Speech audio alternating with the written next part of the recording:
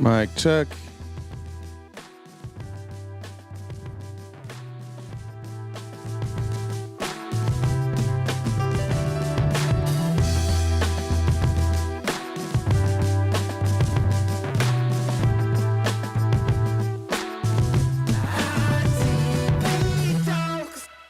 Good morning. Happy Wednesday.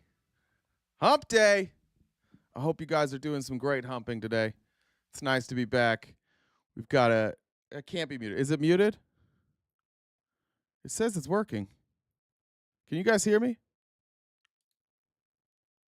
Everybody hear me? It says that I'm good. I'm good? All right. Don't you give me the muted. Guest option is off, and guest option will remain off for the foreseeable future. If you'd like to schedule a debate with me, my email's in the link tree. We can schedule one anytime. Happy to oblige. No longer happy to derail the program. We've got too many people who are here for a better reason, and those people are who we're going to cater to now. So let me move. There's like some chat coming up here in the. There we go. Got it fixed. How are you guys? I got some shit to cover today. I think you're going to enjoy today. It's going to be a little lighter than normal, but I hope you enjoy it. And we've got plenty to cover. Let me get to the outline here real quick. I want to start off with a good friend of ours, Charles Barkley. And Charles Barkley has this uncanny ability to be an incredibly wealthy person and still have the pulse of America like 77% of the time. Not all the time, but let's call it 77% of the time. Here was Barkley on Monday on TNT's coverage for whatever their Monday night NBA games. And also, I wish that people were smarter.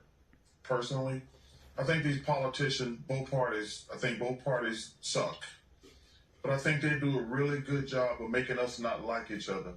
America is not, racism exists, always has, and always will. Unfortunately, it's a disaster. But what America really has become is rich people against poor people. And I wish people would understand that politicians do a good job of making us fight with each other, but it's really rich people against poor people. They try to make it about black, white, immigration, homosexuality, and all these different things. But what it is rich people making poor people not like each other. And until we address that, we're never going to be successful. And also, I wish that people... Chuck brings the thunder. I hadn't seen that from Monday. The clip circulated, or at least I saw the clip circulating this morning. So I had yet to see that. But I love Charles Barkley, and Charles Barkley is probably close to 60-year-old man, and he has figured out a way to like exist in the world and evolve his opinions as time went on. And I think that's kind of the theme of the show today is and the theme going forward. It really is like the working class versus the oligarchy. He says rich versus poor. I would be a little more descriptive than that, just because like what's rich? Like if somebody's a millionaire, are they rich compared to Elon Musk? No. No, like it really is more like the ultra rich versus everybody else.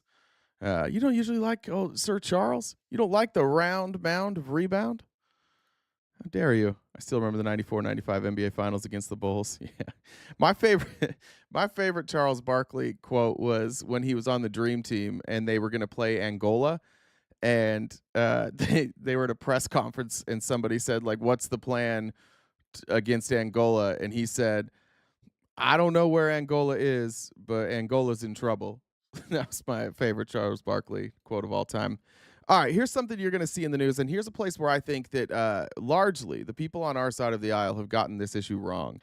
And the reason I bring it up is because I think it's one of those opportunities for us to reach out across the aisle, not across the aisle, but to people who share our opinion. Yesterday, Trump issued an executive pardon to Ross Ulbricht. I forgot to get his actual because like we said yesterday, he does everything on Truth Social now. But let me pull up his tweet on Truth Twitter. Here we go. This is what he had to say. He said, I just called the mother of Ross William Ulbricht, which, fun fact, his name is not Ross Ulbricht. It's Ross Ulbricht. He's not only, he spelled it wrong. That's not the same name. But that's fine. It's not like he's an important guy, just like the commander in chief, leader of our country. Who cares if he knows anybody's names? Said to let her know that in honor of her and the libertarian movement, which supported me so strongly, they did not support him strongly.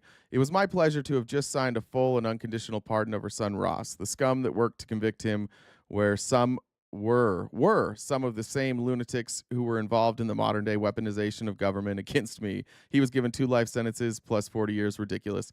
So in typical Trump fashion, he figures out a way to make it about him, and like and include himself in the weaponized justice system that was weaponized against Ross Ulbricht. He's right about it being weaponized against Ross Ulbricht, by the way. He's not wrong about that.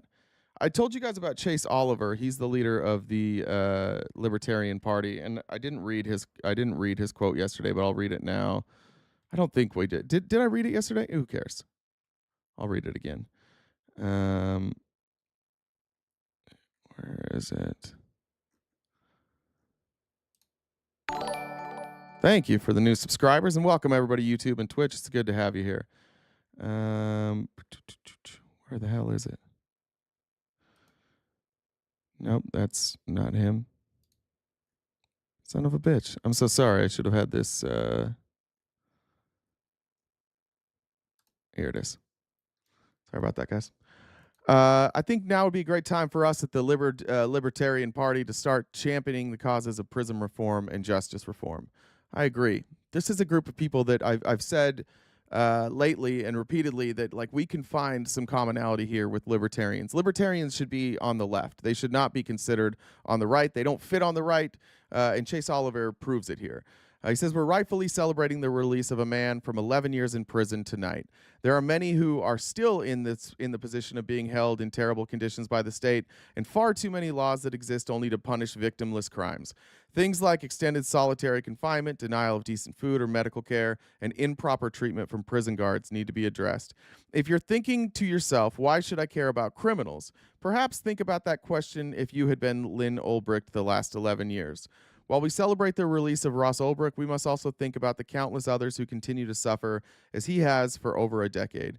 And we need to reform our legal code to end the useless drug war before we imprison more people like Ross, whose only crime was building a website. I think that I don't know if I like that framing that his only crime was building a website, because he did commit some crimes, but a lot of those crimes came from the selling of the Lord's Leaf, which most of us regularly use, and in most states you can have access to that. At the time, there was no access to the Lord's Leaf, but there is now, and that's what Ross Ulbricht did. I want you to be careful, like when you see this stuff going around from other liberal content creators or on social media. They will say things about Ross Ulbricht that just aren't true, and frankly, if we're being honest, I think it's because everybody hates Donald Trump so much, and rightfully so, that sometimes we don't take the time to get the facts on things. And I think that that's what's happened here. I think a lot of people didn't take the time to get the facts on things. There are 2 pretty gross lies that are circulating about Ross Ulbricht. The first lie that's circulating about him is that he was in human trafficking, that he was trafficking children and human beings for sex trafficking. That's not true. There were no charges. There were no accusations of trafficking. Trafficking wasn't something you could do on the Silk Road, which is the website that he owned and managed. The second is that he had hitmen on the Silk Road. Also not true. The story of what happened to Ross Ulbricht is he had been running the site forever, and he ran the site under the name Dread Pirate Roberts. If any of you guys are fans of The Princess Bride, you'll recognize the name the Dread Pirate Roberts. And the reason he used the name Dread Pirate Roberts is the same reason that Wesley used the name the Dread Pirate Roberts in The Princess Bride. The idea is that the Dread Pirates Robert is a position, not a person. And that position switches from person to person to person. So Wesley there was the Dread Pirate Roberts before Wesley, and there was the Dread Pirate Roberts after Wesley. He just assumed that position at that time. The problem that the FBI has in this case is that they are not able to confirm that Ross Ulbricht was the Dread Pirate Roberts making the statements that they charged him for.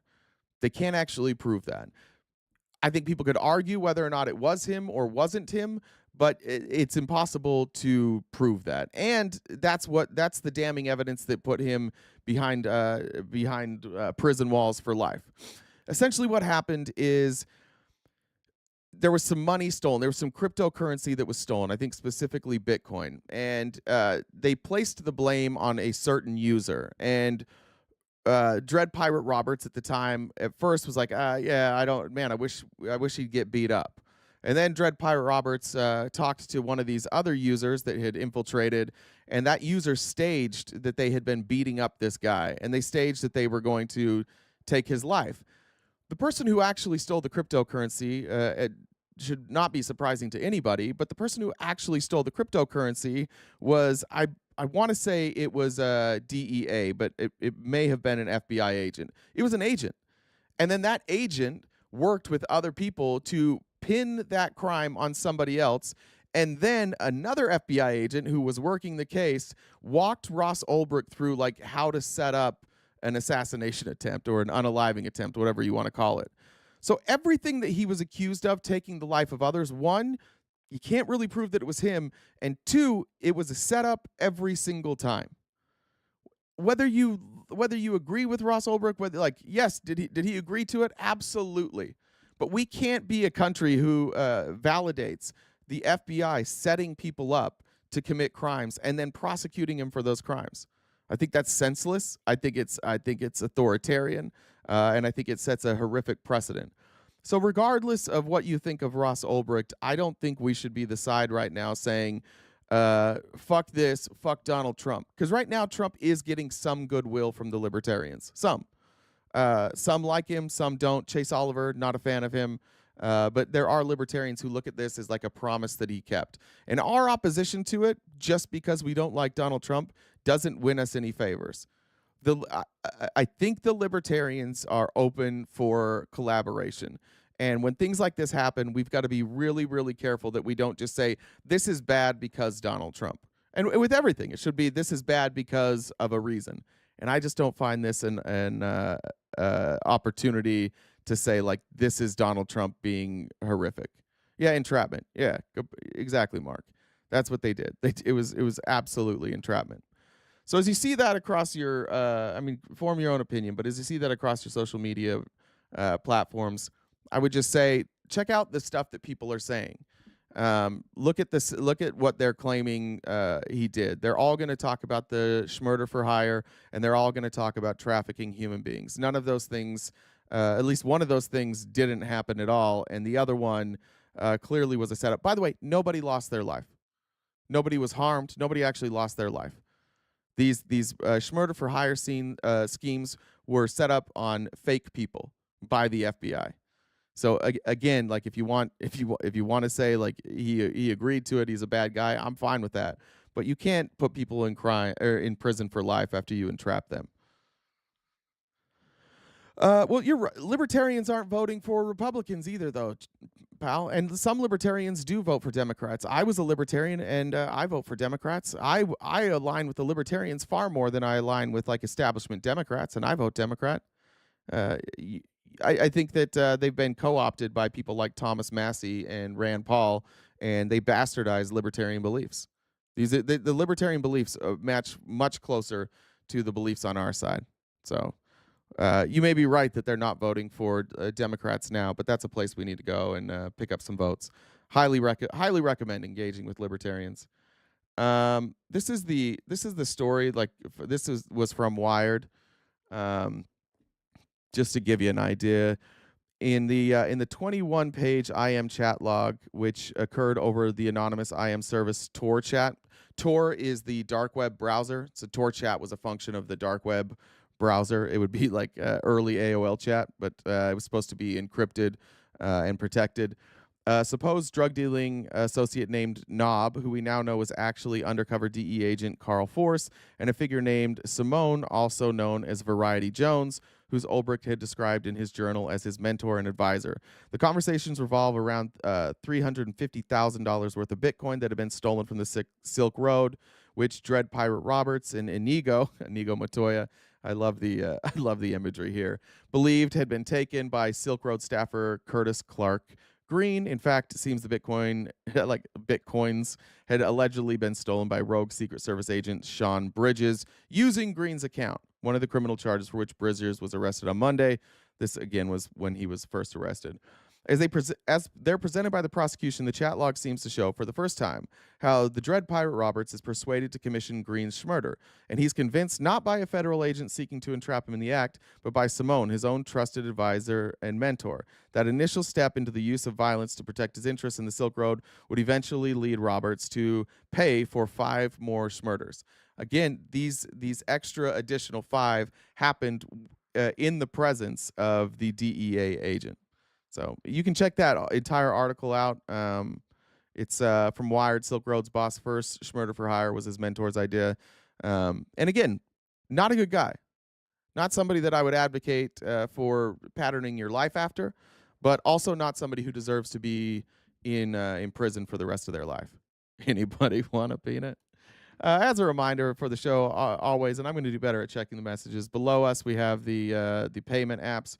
We have Venmo, PayPal, and Cash App, and I will check those right now, and I'll check them periodically during the show.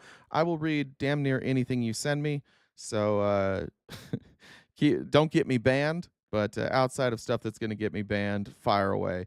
Jen wants me to remind you guys that she's tired of my face not turning red, and so she's encouraging you to turn my face red. This morning, had a couple messages. Let's see, what's today? Is today the 21st? 22nd. Okay. I missed one from Cam yesterday. Cam had said, "Thanks, babe." Thank you. Thank you, Cam, babe.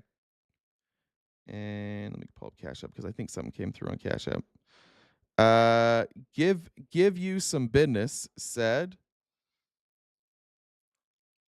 Praise to the what the fuck? Oh, this is a prayer for Bree. Praise to the melanated cat queen. Bless us all with bountiful harvests and bodacious bosoms. Your carnal indulgences bring forth a new enlightenment in all those that experience it. We are unworthy, but stand in full awe of the blessing of your existence. Woe men. The end. That's beautiful. That's beautiful. I don't know what that was. Amber had sent a message yesterday. Said already #1 demographic of newly homeless elderly. I'm not sure what that meant. That might be American. America is America the oh no, that's the new #1 demographic. Okay, yeah, in America. I get it now. I was not aware of that. That sucks. That really, really sucks. Right. I was watching Amy's live. Just I stumbled into Amy's live a couple minutes ago, and I don't know who that guy that was on there. He was talking about not reacting to these executive orders. That these executive orders are smoke screens. And I actually kind of agree with that. Our research team last night, we talked about identifying, as stuff comes out from the Trump administration, identifying the smoke screens, or at least looking at everything that comes out of, are they distracting us from something else? Is there something more important that we should be talking about instead of these executive orders? I find that most of the executive orders can largely be ignored, as they will be either ruled unconstitutional or they're nothing more than like a mission statement with no real impact. This one's a little different. This is M.S. Jamshidi, a legal scholar, writes on national security, law and Arab world. This is her Twitter profile. Right there, if you guys want to see it. I came across this thread this morning talking about the executive order that revives Trump's Muslim ban. And I just want to read through it quickly. The administration has clearly learned from its earlier efforts to ban nationals from Muslim-majority countries by issuing a facially neutral order that appears to create a non-arbitrary process for its various action items. This is a procedural process washing of what is still a discriminatory ban. Remember, the initial Muslim ban, because of the wording, it was shot down by the Supreme Court.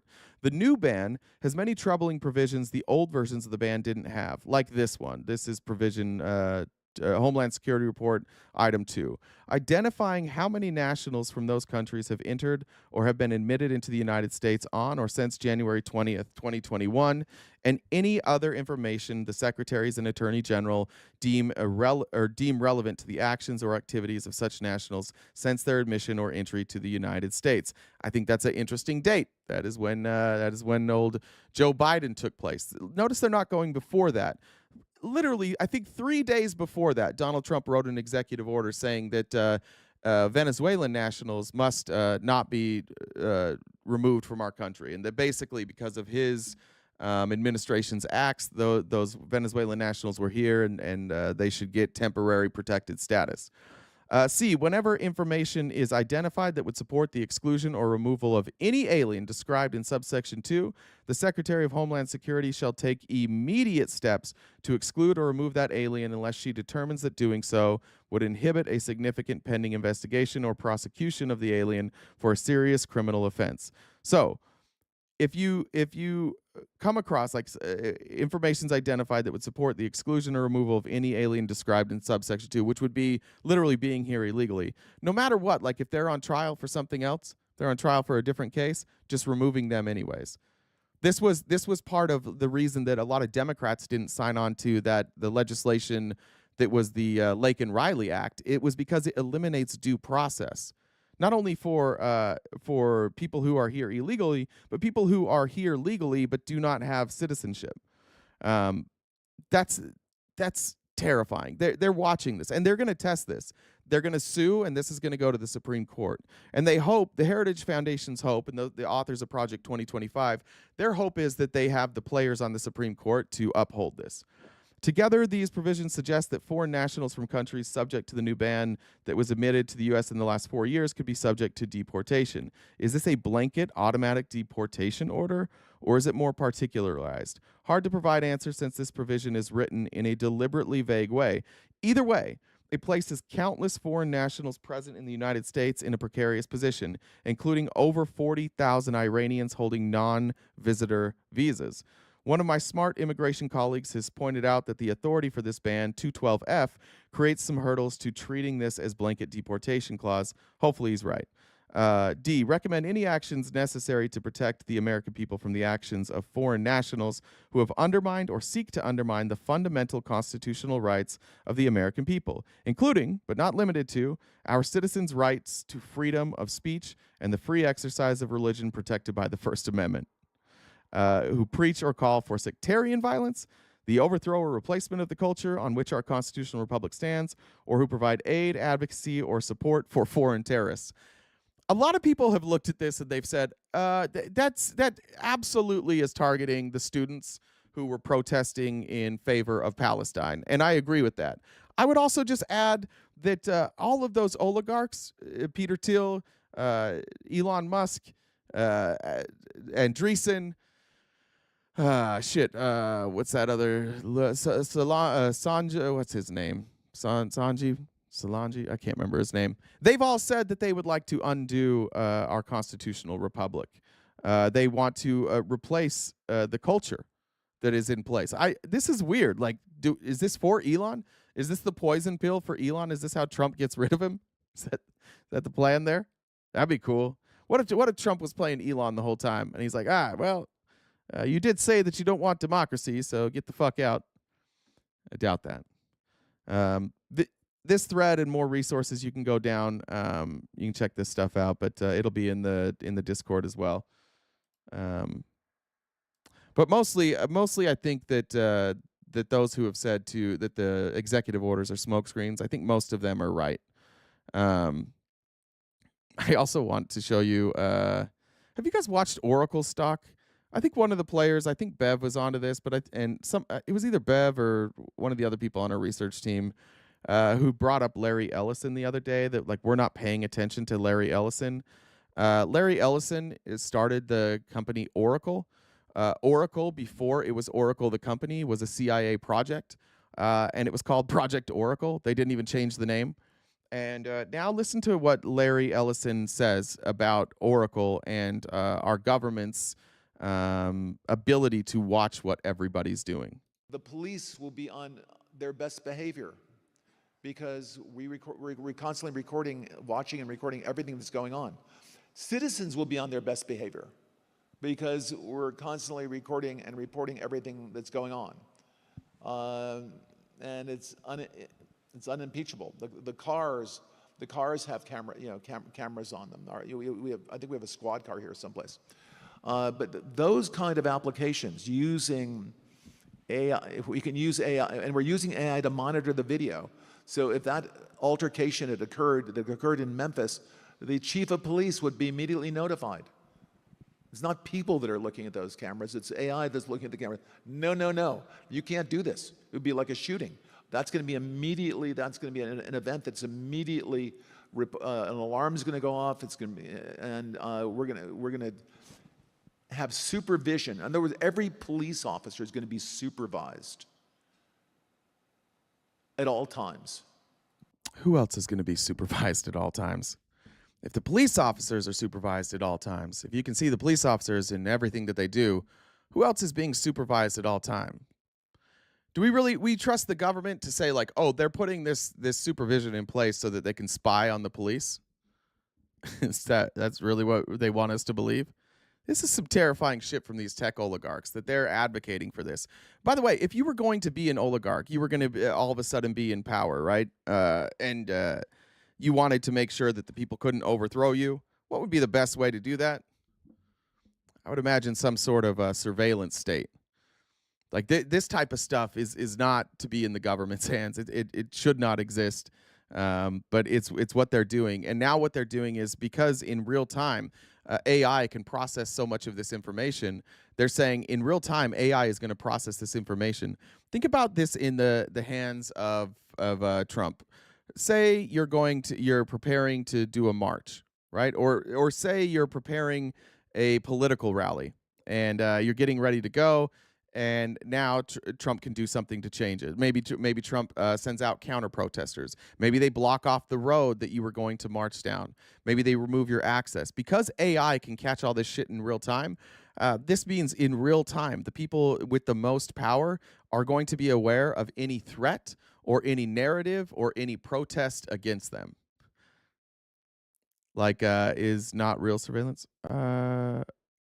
Like Israel. Oh, yeah, Israel's. Okay, I see what you're saying. Is not real surveillance. Yeah. Very similar. Remember Trump said that? Like he wanted to create an Iron Dome? Now you have Larry Ellison essentially saying, yeah, we're going to create the Iron Dome here in America. And the supervision will, and if there's a problem, AI will report the problem and report it to the appropriate person, whether it's the sheriff or the chief or whomever we need to take control of the situation. We have, same thing. We have drones. If there's something going on in a shopping center, and I'll stop. A drone goes out there, get there way faster than a police car. Oh, good. There's no reason for, by the way, high-speed chases. You shouldn't have high-speed chases between cars. You just have a drone follow the car. I mean, it's very, very simple. And the new generation of autonomous drones. Yeah, some of that stuff I don't mind. Like I know they like. I think it's probably a good idea to just have a drone follow a car rather than a high-speed chase. Some of that stuff I agree with, but the ability to weaponize all this stuff without our knowledge, and Trump and the U.S. government getting in bed with these private companies, I haven't seen anything where Trump's like, we're going to get in bed with these private companies and then we're going to force them to divest. Like they're going to have to divest from these companies, or they're going to lose access. It will be military only. That's one of the scariest things about Palantir, is that the U.S. government uses Palantir all the time for spy activities, but Palantir owns all that data. Palantir can build a backdoor, and I don't know that anybody in our government would be smart enough to figure it out. Edward Snowden did, and he got thrown out of the country. Notice, by the way, that the person that virtually everybody agrees should be pardoned, Edward Snowden, has not been pardoned by Donald Trump. And it's not because like Trump has values. He just pardoned the Jan 6th people. This is not a values issue. This is I'm in bed with the deep state, and what Edward Snowden showed us was a Palantir program. Donald Trump's not going to go after the Palantir owners. They're his biggest donors. That's Elon Musk. That's Eric Prince. That's Peter Thiel. Those are his friends. He's not going to go after Palantir. He's not going to remove their access unless they turn on him, in which case of course, Trump will immediately flip, and he'll use that against them. This is Carlos Jimenez. He is a Republican congressman out of Florida. And Carlos Jimenez was asked specifically about the executive orders designating the cartel as a terrorist organization. And yesterday we were like, what does this mean? Does this mean they can go to Mexico? And the Republicans in the chat, like Drew and Tex, were like, no, we wouldn't invade Mexico. Well, here's Robert Jimenez saying we should do just that. Really glad that they're terrorists, been designated as terrorists by the Trump administration. Now let's go after them and wipe them off the face of the earth. What do you mean by that? Let's go after them, attack them inside Mexico. Is that what you're saying? Oh yeah, that's what I'm saying. Look, I would give Mexico 2 weeks to do the job, and if they can't do the job, then we've got to do the job. We got to protect American citizens. Hey, Stuart, they've been killing hundreds of thousands of Americans, and they do it knowingly, okay, poisoning us. And so yeah, we need to go get them, and we need to wipe. I'm so tired of framing that way. Like they're killing hundreds of thousands of Americans. They're poisoning us. No, we want it. Our pharmaceutical system and our healthcare system is so very broken that we create dependency on street drogas, illicit substances that are sold by illegal dealers. Because we create such a dependency and medicine is so expensive that we have created this problem. Now, would the Republicans address the real problem in our healthcare? No. Their solution to everything is just kill people. Everything. Everything this administration wants to do is just like, oh, there's a problem? Let's just unalive the people who are doing the problems. Let's just do that. By the way, that will solve nothing. This idea that Americans have that if our federal government goes in and we wipe out the cartels, that'll be the end? Nope. Somebody's going to replace them immediately. And then what do you have? Then you have an occupation situation. Then you have Republicans advocating for the same things that they did in Afghanistan. They're like, maybe we just occupy Mexico now. Maybe we just go to Mexico. Maybe we occupy Mexico and take advantage of the lithium deposits that they have. Maybe we get a cut of that. See, like we've done this before. We've done it in Afghanistan. We keep doing it.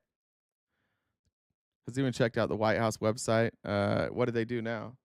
We'll play this still. Wipe them off the face of the earth. I wonder if America is ready for that kind of, I'm going to call it radical change. Well, listen, we went to war for 15 years when Al-Qaeda killed 3,000 Americans. These Mexican cartels are killing hundreds times more than that, and they're right across the border. And so, yeah, we need to go get them and wipe them off the face. It just justifies the Afghanistan war and the Iraq war. It's like, yeah, we did it for nothing. Remember that one time that the Saudis funded some terrorists and they came and they ran their planes into buildings, and then we, for some reason, went to Iraq and then we went to Afghanistan? Yeah, well, that was less people, so obviously we should invade Mexico here. Obviously. The earth. We've got really glad that they're terrorists. I'm going to say, like, this isn't the boldness with how these people are saying it. They've completely changed their messaging from before Inauguration Day, like, well, we won't do that. And now these people are emboldened, and we're starting to see the true colors of these Republicans. Stuff that we all saw, and I think this is stuff you should send to your parents consistently. Like, hey, do we want to invade Mexico? They'll probably agree at first. Keep sending it to them. Keep sending it to them. Make them defend this shit every single day. It's what we had to do. Except for what we were defending is like Joe Biden's old. Like we didn't have to defend like, oh, Joe Biden's creating new wars. They made up new wars and said Joe Biden was starting new wars, but it wasn't true. I want to show you guys John Thune. John Thune is, of course, the new Senate leader for the Republicans. Watch this transformation. This was from January 5th of 2021, day before January 6th. Trump tweets out, I hope the Democrats and even more importantly, the weak and ineffective rhino section of the Republican Party are looking at the thousands of people pouring into D.C. They won't stand for a landslide election victory to be stolen. And he tagged John Cornyn and John Thune and Senate Majority Leader, which I think was McConnell at the time. John Thune, in response, said that Democrats did an effective job and were connecting the dots from Trump's words to the insurrection. This is during the Senate hearings about January 6th. Thune's like, yeah, Democrats are actually connecting these dots. Ted Cruz said the language from the president doesn't come close to meeting the legal standard.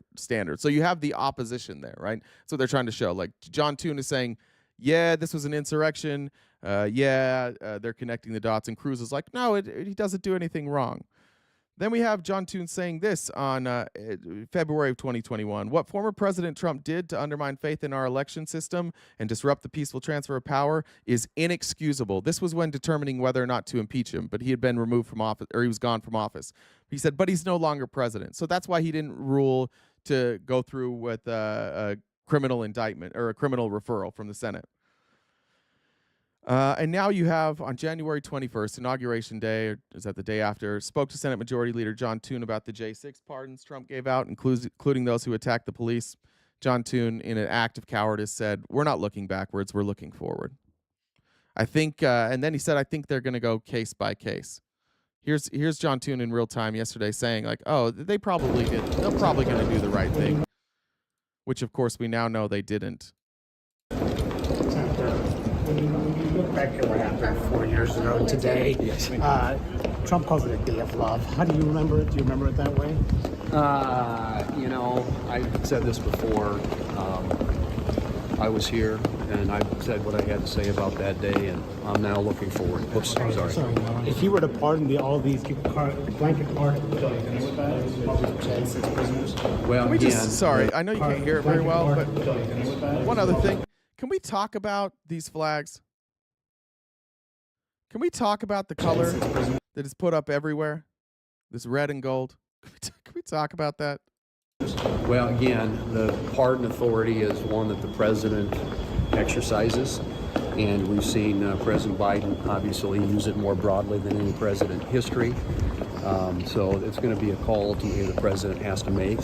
My assumption is that they'll look at these on a case-by-case basis. Senator, do you think the House allowed this weekend? Okay, so he says these are going to be looked at on a case-by-case basis. I showed you guys the clip yesterday of Pam Bondi, the incoming Attorney General elect, I guess, or nominee, saying we're going to look at these on a case-by-case basis, and then they didn't. They just did absolute blanket pardons. So, like, Republicans have no courage. We can't rely on Republicans to do the right thing. There's none of them left. Everybody with any courage has left. He disagrees with what's happening there, and he's too afraid to say it. That's, and I think, like, do we have MAGA here in the chat? Like, you guys should be embarrassed by that. You honestly should be embarrassed that nobody in your party has the courage to stand up to anything. Like, if somebody does offer a dissenting opinion, you guys run them out of the party. You should be embarrassed by that. Bree says, "Good morning, Bay. I'm ready for you to put me in any position you desire." Sitting on your chair watching this live. I don't know what the Dread Pirate Roberts position is, but if it involves me sitting on your face, sign me up. As the Dread Pirate Roberts would say, and as a nod to you and your great work, as you wish. Chelsea says, can't sub on TikTok for some reason, so here's a dono. Love modding for the community, especially when I get to silence text. It makes it all worthwhile. We can't sub on TikTok? Is that real? Jen, do you want to look into that? That's weird. Toby says, that's it. I'm calling Lieutenant Aldo Rain. I find comfort in the fact that Daddy Hatboy will always be here to educate us and kiss us on the forehead whenever we are scared. All right. Let me update that. I think I got all of them. All right. Get a little song for you. He's trying to fuck RTP. She'll make him redder than a cherry. Breeze trying to fuck RTP. Breeze trying to fuck RTP. Beautiful. Beautiful. Well done, Biter, on that clip as well. Always great to hear the Breeze trying to fuck RTP song.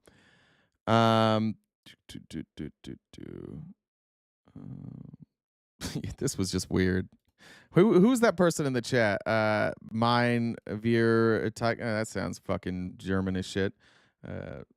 Here is what's this guy's name again? Andy Ogles, mirroring whatever that something about the Reich there is talking about on Twitch chat about taking over Greenland. Like, the bloodlust is so real for these losers. You recently introduced a bill. It gives President Trump the congressional authority to acquire Greenland. Tell us more about this. Well, you know, for some that may sound a little bit crazy, but actually the Yeah, to like humans. It sounds crazy to humans, mostly. United States has been eyeing Greenland for over 100 years. Yeah, and what we did is we created an alliance called NATO. And so that Denmark, one of the original 12 countries in NATO, said, we're going to side with the United States with Greenland, and we're all going to have this cool partnership to protect ourselves against Russia. Strategically, when you look at it, it's wealthy in resources, and when you see increased activity with Russia and China in the Arctic Circle and the increased activity with the shipping lanes, it's important for the United States to assert itself and say, look, this is our doorstep. We're already there. That's what NATO is. We're already there. All this is bullshit. The only thing he said that was true was, I think, right here. The United States has been eyeing Greenland for over 100 years. Strategically, when you look at it, it's wealthy in resources, and when you see increased activity. Wealthy in resources. That was the only time he was being honest there. Hey, we just kind of want their resources. So we're going to make up this, and Republicans are so goddamn dumb that we're going to tell them that it's about protecting us from Russia, even though Greenland already allows us to protect ourselves from Russia. That's part of NATO. That's part of the agreement. We already have people over there. We already have army bases, naval bases all over Europe because we did this thing with with all those countries called NATO. This already exists. The only reason you would want to pull out of NATO is so that you can take resources from those other countries, right? They're being pretty fucking transparent. And this dumb dick here, like, first of all, stop acting tough when you look like that. I think that's what he needs to be reminded of. Like, this guy's never taken a punch in his life. This is just a dude in a suit talking tough on TV for the oil barons. Oh, we're so tough. We're so cool and we're so tough that we what we do is we use our military to invade countries, and then everybody but us makes money. Just the oil barons make a bunch of money. And do we tax them? No, we don't tax them either because they need more money. With Russia and China in the Arctic Circle and the increased activity with the shipping lanes, it's important for the United States to assert itself and say, look, this is our doorstep. This is our area of operation, and we are, quite frankly, the dominant predator. The dominant predator. Cop, if you will. Why do they talk so stupid? We are the dominant apex predators. We are the alphas. Like, they're desperation to be like the cool guy. Their desperation to be like the alpha male. Dominant predator? How about fuck off? How about that? How about never say dominant predator again wearing that suit and that dumbass tie? How about that? You can't look like that. You can't have that hair where you're hiding your widow's peak. You've got 4 pounds of makeup on your face right now. Your mouth is shaped like an asshole, and you're talking about being a dominant predator. Fuck off with that. You've never been dominant in anything in your life. The only time you ever come across dominance is in your search history, and it's not you doing the dominating, my friend. This guy talking about dominant predators. Get out of here with that. We're so dominant. Look at my pretty suit. I'm ready to dominate the world. Every person in Greenland will whoop that dude's ass. Every single one of them. All right. I'm going to show you way too much of Patrick Bet David today because I'm petty. And by the way, if you think CNN calls it odd looking, it's just getting petty now. I'm going to be a little bit petty today, and I know you guys enjoy petty, and you'll go along with me. This is Patrick Bet Dumb.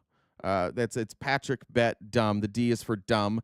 This is the Patrick Bet Dumb podcast. Patrick Bet Dumb is a multi-millionaire, and Patrick Bet Dumb is a multi-millionaire because Patrick Bet Dumb ran an insurance scam MLM agency and then cashed out before they got in too much trouble, and then he paid a bunch of celebrities to come to his Patrick Bet Dumb valuetainment I don't know what you want, concerts, events. So he interviewed people like Kobe Bryant and Tom Brady, and people are like, wow, who's this guy? He's a guy with a lot of fucking money who paid people speaking fees so that he could interview them. He's a historically dumb interviewer. He's a terrible interviewer. The only good parts of those interviews ever were when he wasn't speaking. But Patrick Bet Dumb is going to tell us the Patrick Bet Dumb reason why what Elon did is no big deal.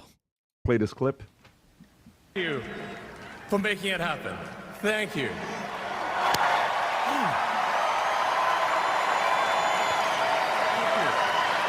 My heart goes out to you. It is thanks to you that the future of civilization is assured. Thanks to you. Tom. That's not it. Yeah, a lot has been talked. There's been a lot said about this. Yeah. I don't know. I see what people are saying. I see what he's saying. Okay, he puts it right on his heart and goes out. And then he also says, my heart goes out to you. So I don't know what was in his head, but I see how people were talking about it, but you know, I don't know. I don't know if I can draw the conclusion. And I think it looks a little weird, but I have a tough time with a hard conclusion. Adam. Yeah, I have a hard time admitting that that although we share the exact same beliefs, and although the rhetoric of our leaders and Elon Musk is exactly the same as 1930s Germany rhetoric, even though it's exactly the same, and he did the exact salute, including like the slap on the chest and the out. Even though all of this looks exactly the same, I'm just not quite comfortable drawing a conclusion here. Wait till you see the conclusion they draw later, though. Well, look, Elon, there's so many good things I can say about Elon. Smart, intelligent, witty, the richest man in the world. You know, this is going to fly direct. I just want you to remember this. Like, Elon's smart, intelligent, witty. They're going to talk about his charisma. I just want you to see, like, as they build him up to be this amazing person, watch what they do to dismiss his behavior later. And also, richest man in the world. Yeah, that's like cool compliment. You talk about golf scores all the time. Yep. You know, if you played Madden, he's, you know, a 99 on wealth, 100 on wealth, 99 on strength, speed, agility, all that. Listen, He's Elon, perfect. Public speaking maybe isn't your thing. Stand-up comedy maybe isn't your thing. So yeah, that was a problem. It was a public speaking. You know, nobody knows that it's only the most experienced public speakers to know not to do that salute. It was a lack of by the way, this motherfucker public speaks every day. He's on Twitter Spaces every day. He's been public speaking for a decade. This is not a shy human being. This is somebody who lives in the spotlight, who speaks in the spotlight, who speaks off the cuff in the spotlight all the fucking time. Listen to these. And by the way, all these dudes, I don't know about the guy that spoke first. I don't know shit about him. All of these people share the exact same belief system as schmazzies. The exact same. Demonize immigrants, strong nationalism, that there's something along the lines of pure blood. They all share that same belief. If he paid just a little bit more attention, maybe preparation before going on stage, he would sort of avoid any gaffes. Now, he literally did and I go, whoa, what was that? He added this now, part to as it. a Jewish person, I don't know let me why. help you guys out there. He's not a Nazi. He doesn't go to Nazi rallies. He's not a fan of Adolf Hitler. Stop it. I can already see the ridiculous media attacking this guy. What if I told you, sir, that he does go to schmazzi rallies, that he does financially back schmazzies? What if I told you, as a Jewish person, sir, that you're just dumb?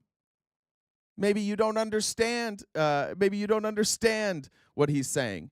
Maybe you don't understand what the ideology of the schmatzis were. Maybe you're too dumb to realize that as a Jewish person, you are supporting the exact rhetoric that they used to take out your ancestors. Maybe you don't know. Here it is. Reuters, Elon Musk's hand gesture during Trump interview festivities draws scrutiny. The guy was talking about space. I'm sure... You guys are scrutinizing him, by the way, just to make sure. He was talking about space. Wait, hold on. I missed that the first time. He was talking about space? Looked awkward. I'm sure it looked weird. I'm sure if he had a chance to do it all over again... He was talking... That was a rocket ship launching. That's what he was showing us how a rocket ship launches. It starts from your heart and it goes upward at like a 45-degree angle. That's how a rocket ship... Everybody knows. That's just... Whenever you're explaining how a rocket ship lands, everybody does that salute. He probably wouldn't go and throw a sea cow out there to the atmosphere. He's more interested in going to Mars. So he's going to... Grandparents were schmatzis. Dad is a schmatzi. Friends are schmatzis. But no, Elon's probably not, right? Just like his whole family was. It's like it's in his lineage, and he's currently supporting the schmazis in Germany. They're the new schmazi party. Definitely not a schmazi, though. Going to sustain this attack, but on behalf of the Jewish community, relax. The guy's on the good team. He's on Team America. He wants the good guys to win. Vinny. Sustain this attack. He's going to be just fine. One of the largest schmazi rallies that ever occurred happened in America. We weren't the good guys. We got dragged into World War II with the billionaire class at the time kicking and screaming. Don't worry about the schmazis. Nah, they're not really bad. The largest schmazi rally, I believe, outside of Germany ever held was held at Madison Square Garden, and it was run by Henry Ford. The richest among us were the people that aligned with the schmazis. Oh, what do we got here? What's on this panel? Oh, a bunch of rich guys? Oh, and they're supporting another rich guy? Oh, and they're defending another rich guy? And oh, that guy's entire family heritage happens to be schmazi? Oh, but he's, as a Jewish American, he's not a schmazi. You're a fucking idiot. That's what you are. I don't think you should be bringing your heritage into this. You're just too goddamn dumb to realize what's happening right in front of you. All the people out there, yeah. And by the way, for anyone that's here, like, again, what they don't like is they don't like being tied to the Holocaust. They don't have problems with what the schmazis believed in. None of these people have a problem with schmazi ideology. They don't want to be tied to the Holocaust. That's it. Everything else that the schmazis did, they're cool with. They're down. It's the same exact thing. Literally running on the same exact thing. Great point, because if you're playing the Hitler... By the way, sorry, one more thing. Elon's mother, so Elon's paternal grandparents were part of the schmazi party. His mother, who loves defending him, her family was Canadian. They moved to South Africa. Why? Because they supported apartheid, and they supported the schmazis. They thought, these are my people. We don't have people like this in Canada. Let's go to South Africa, and let's be part of the apartheid. It's on both sides of his family. His entire, he just stopped it. Elon's the guy that stopped it in their family. Like, my whole family was schmazis, and I'm going to share the exact ideology, but I'm not one of them. Sure, bud. Nazi, whatever. Just shut up. Just shut up.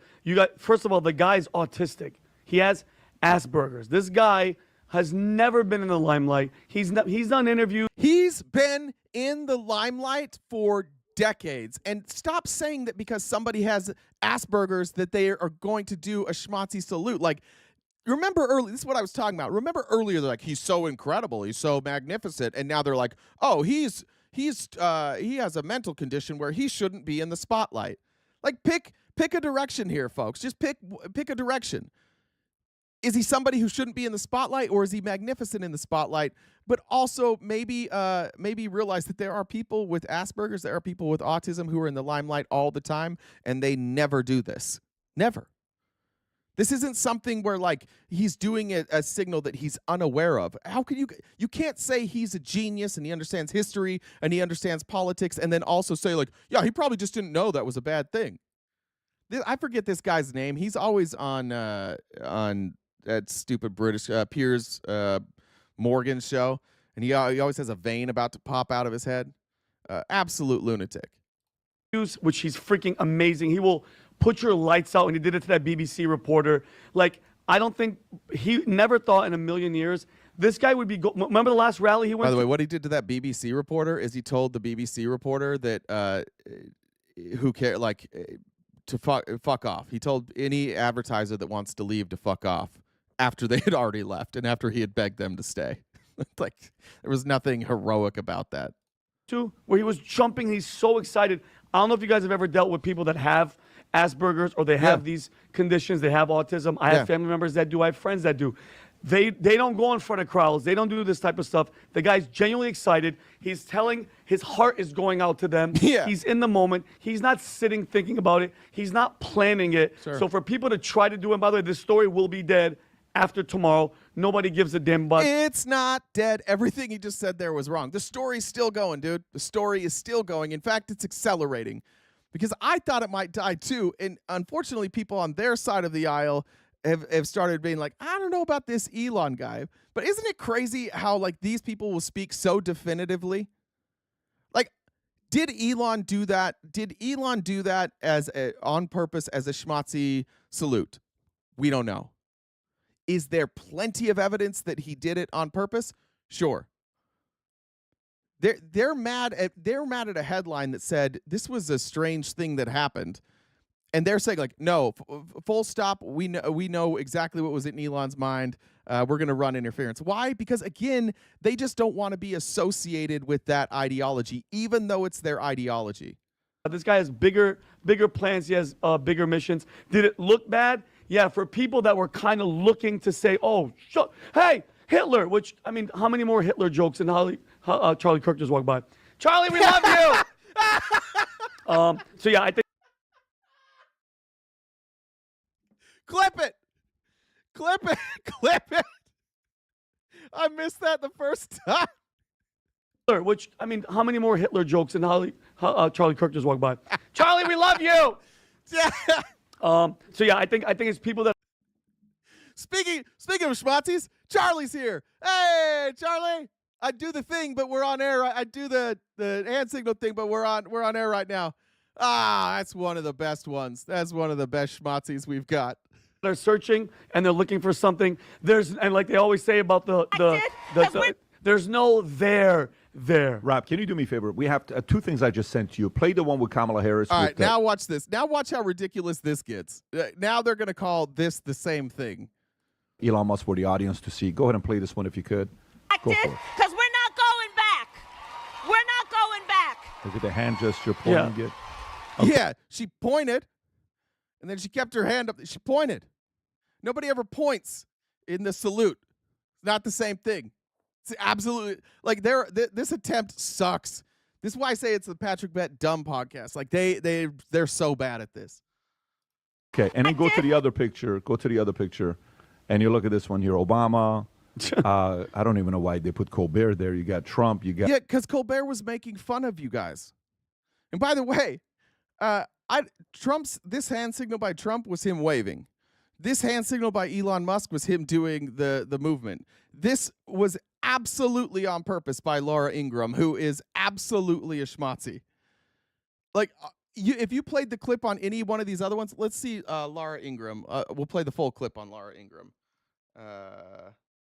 I'll find it real quick. Want to bet that it looks different?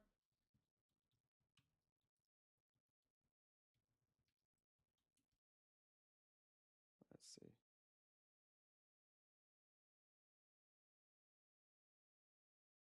All right.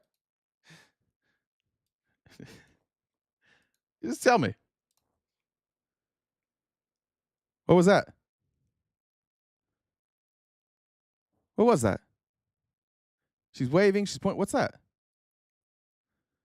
It's very different. That's very different than pointing at something, talking. Like a lot of us speak with our hands. We might say over there. We might say over there. That is very direct. That is very, very direct. And they do this so that we'll freak out about it, and we shouldn't freak out about it because we know who they are. Like, we shouldn't be surprised. But don't let anybody tell you that they don't know exactly what they're doing. Laura Ingraham knows exactly what she was doing there. And then I just want to go to the end here. PBD is going to give the game away. And I don't think PBD is really in on the game as much as he thinks he is, but he does correctly identify what the game is. But I hope you guys real quick. Get rid of that. There we go. Let me check messages real quick, and then I'll do Patrick Bet David's giving away the game. Scott says, Jay, check out the video where they duet Elon with an American History X clip. The salute is identical. Send that to Jen. I can get it. I think I know what you're talking about, though. Terry says, very hot when you assert yourself more. Thank you, Terry. Courtney says, just tried to sub. The message I got is couldn't connect with Apple server. Check your internet connection and try again. I guess because it uses App Store for subscriptions. Okay, if anybody else is having issues with that, will you let Jen know, and we'll contact TikTok. Or just subscribe over on YouTube because it benefits us a lot better anyways. And you can watch it over there. Cool thing about YouTube, you can watch it while it's playing, and it'll you can play it in the background if you have a YouTube Premium. It's great. Tiffany said, "Someone make a shirt. I voted for Kamala Harris, and all I got was this stupid president." Problem with that is like that's we gotta mess with that wording a little bit. Otherwise, it sounds like. Anyways, if we acquire Greenland, do we get their universal health care? Asking for 350 million friends. Good question, Brian. I'm gonna guess no. I'm gonna guess that they would all lose it. To get everything. Nancy says they are fucking us. Hope MAGA's erection goes limp. Amanda says go birds. Love the show. Thank you, Amanda. And I think that's it. All right, here's Patrick Bet-David telling you exactly what the game is and exactly how he views politics. Watching this here, as a husband, you choose to lead your family. As a mother, you choose to lead your family and your community. As a business owner, you do your best to take advantage of the next 4 years to make the opportunity better for your clients, better for your customers, better for your employees, better for your community. As somebody that works at a company, find a way to become a better leader for the company, to help the company go to the next level. As a content creator, it's going to be tough the next 4 years because you don't have a lot of enemies now. So that's the part. He's giving advice to everybody. Like, here's what we're going to do these next 4 years. Figure out how you're going to be better. Help the cause. As a content creator, it's going to be tough because you don't have any enemies now. Big tech's in bed with you. Big pharma's in bed with you. You sure as shit can't say we're not doing war because we're doing war. All the fake enemies that you created and campaigned on, they're gone now. I want you to hear again. They recognize that. This is a content creator. Patrick Bet-David is a content creator. He recognizes this. He recognizes that he's on the defense, and that's really fucking difficult. It's really easy to go on the offense. It's really easy to create enemies and put out propaganda. It's very difficult to put out propaganda that's supportive. That's why most of these fascist regimes don't last very long. Because once you're in power, the perception of you changes. You can't really hide who you are anymore once you're in power, and they recognize that. as somebody that works at a company, find a way to become a better leader for the company, to help the company go to the next level. As a content creator, it's going to be tough the next 4 years because you don't have a lot of enemies now. So you're going to see the next 4 years who's going to rise up, who's not, who's going to recreate themselves. This is going to be a very, very unique era we're going through, and we're going to learn a lot the next 4 years. And like I said, in 2025, the year of surprises, the surprises are just getting warmed up. So if you think we're going to learn a lot about which Republicans specifically are cucks and which Republicans aren't. Jen, are you here? Did you figure it out? Is that you, Jen? I think I see a picture of you. I do not hear you if you're here.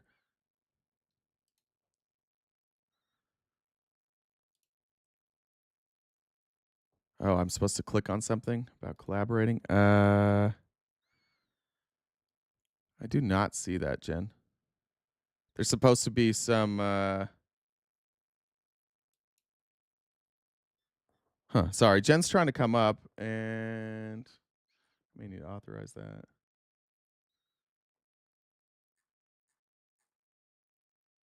Maybe you guys don't need to see that.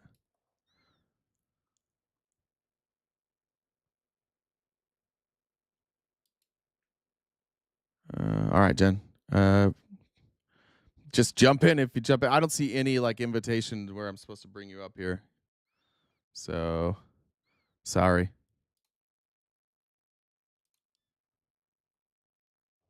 All right, we'll keep going. Jen just messaged me. I'll get to it during the next video. All right. Okay, I want to show you. Well, this is a good opportunity. Where is this one? Well, last night when we got together as a research team, trying to figure out like what type of messaging we want to do. One of the things that the research team thought would be beneficial is understanding like the anatomy of fascism. It's a word that's thrown out there a lot, and sometimes we're not exactly sure how to use it or how it relates. This is kind of a little bit of a longer video, but it's the 10. Do you guys hear Jen? I see you, Jen, but I can't hear you. Oh, maybe I have to. Let's see. It's a stream guest.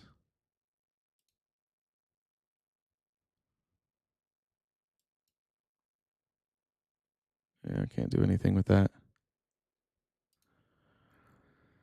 I don't know, Jen. I can't hear you. Let's see. Stream guest.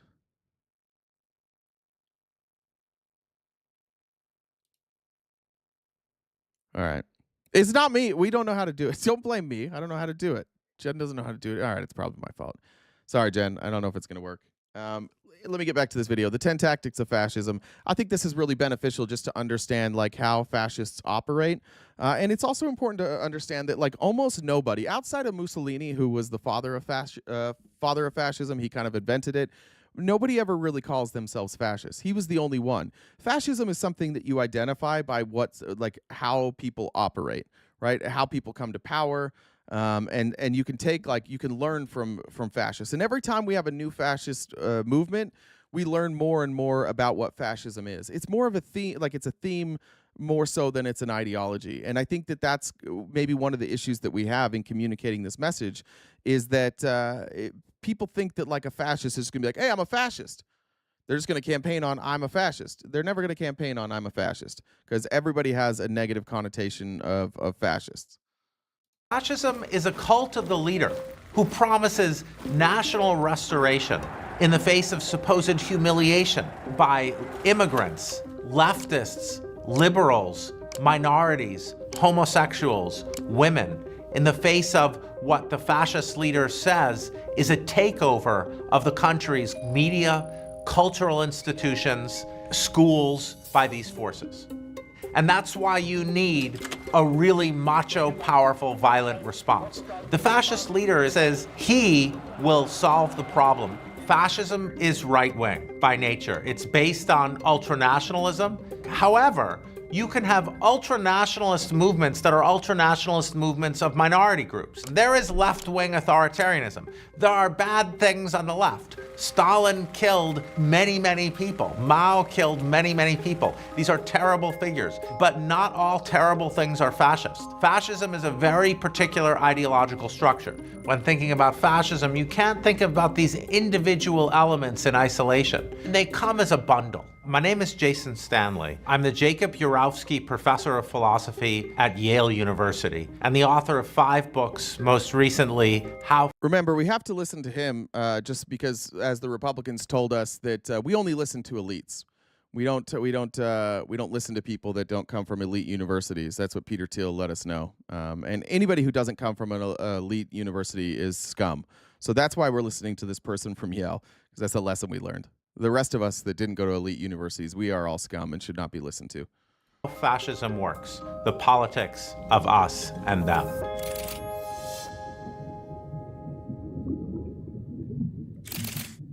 We forget that many fascist regimes started off as democratic political parties. We forget that Hitler, the Nazi Party, ran in an election. Fascist parties start as fascist social and political movements before they come to power. So it's important to see that these tactics occur even in societies that do not have a fascist regime. All nationalism involves a mythic past. So you can say, look, we're Polish people, people who spoke Polish and were sheep herders, and another bunch of Polish people who were fishermen. You can talk about how things were wonderful when we were all Polish together. That's a fine mythic past. But then there's the fascist mythic past. In the past, we were great.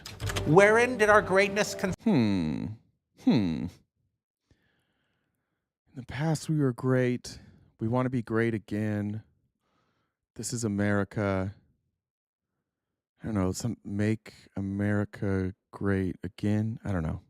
I'm just spitballing. Consist in our military. And in the past, the dominant racial group ruled over others. And then the fascist leader says, that has been taken from you by the leftists and communists. They want to weaken our military. They want communist, Marxist, Kamala Harris, Chinese Communist, Marxist Party. Okay, I don't know if anybody said that recently. to weaken our greatness. Propaganda is ubiquitous and everyone uses propaganda. In political propaganda, your main message is something other than the information you're conveying. Fascist propaganda is a very particular structure. It's based around a friend-enemy distinction. The political opponent, they are a merciless threat to your very existence and your traditions. They are the other. When they are in charge, it subverts the nation. So the structure, fascist propaganda, is based on the idea that the other are fundamentally opposed to the nation. Right? Un-American, fundamentally opposed. We're at odds with American values. As Hitler says in Mein Kampf, science is only useful insofar as it strengthens the nation. Fascism is a cult of the leader. It involves the leader setting the rules about what's true and false. So any kind of expertise, reality, all... So they set the rules of what's true. Let's see if we can think of any examples. Who won the 2020 election? Oh, who won it? Joe Biden. Some people say Trump. Anybody who voted for Trump says Trump. Trump's president now. Okay, gotcha.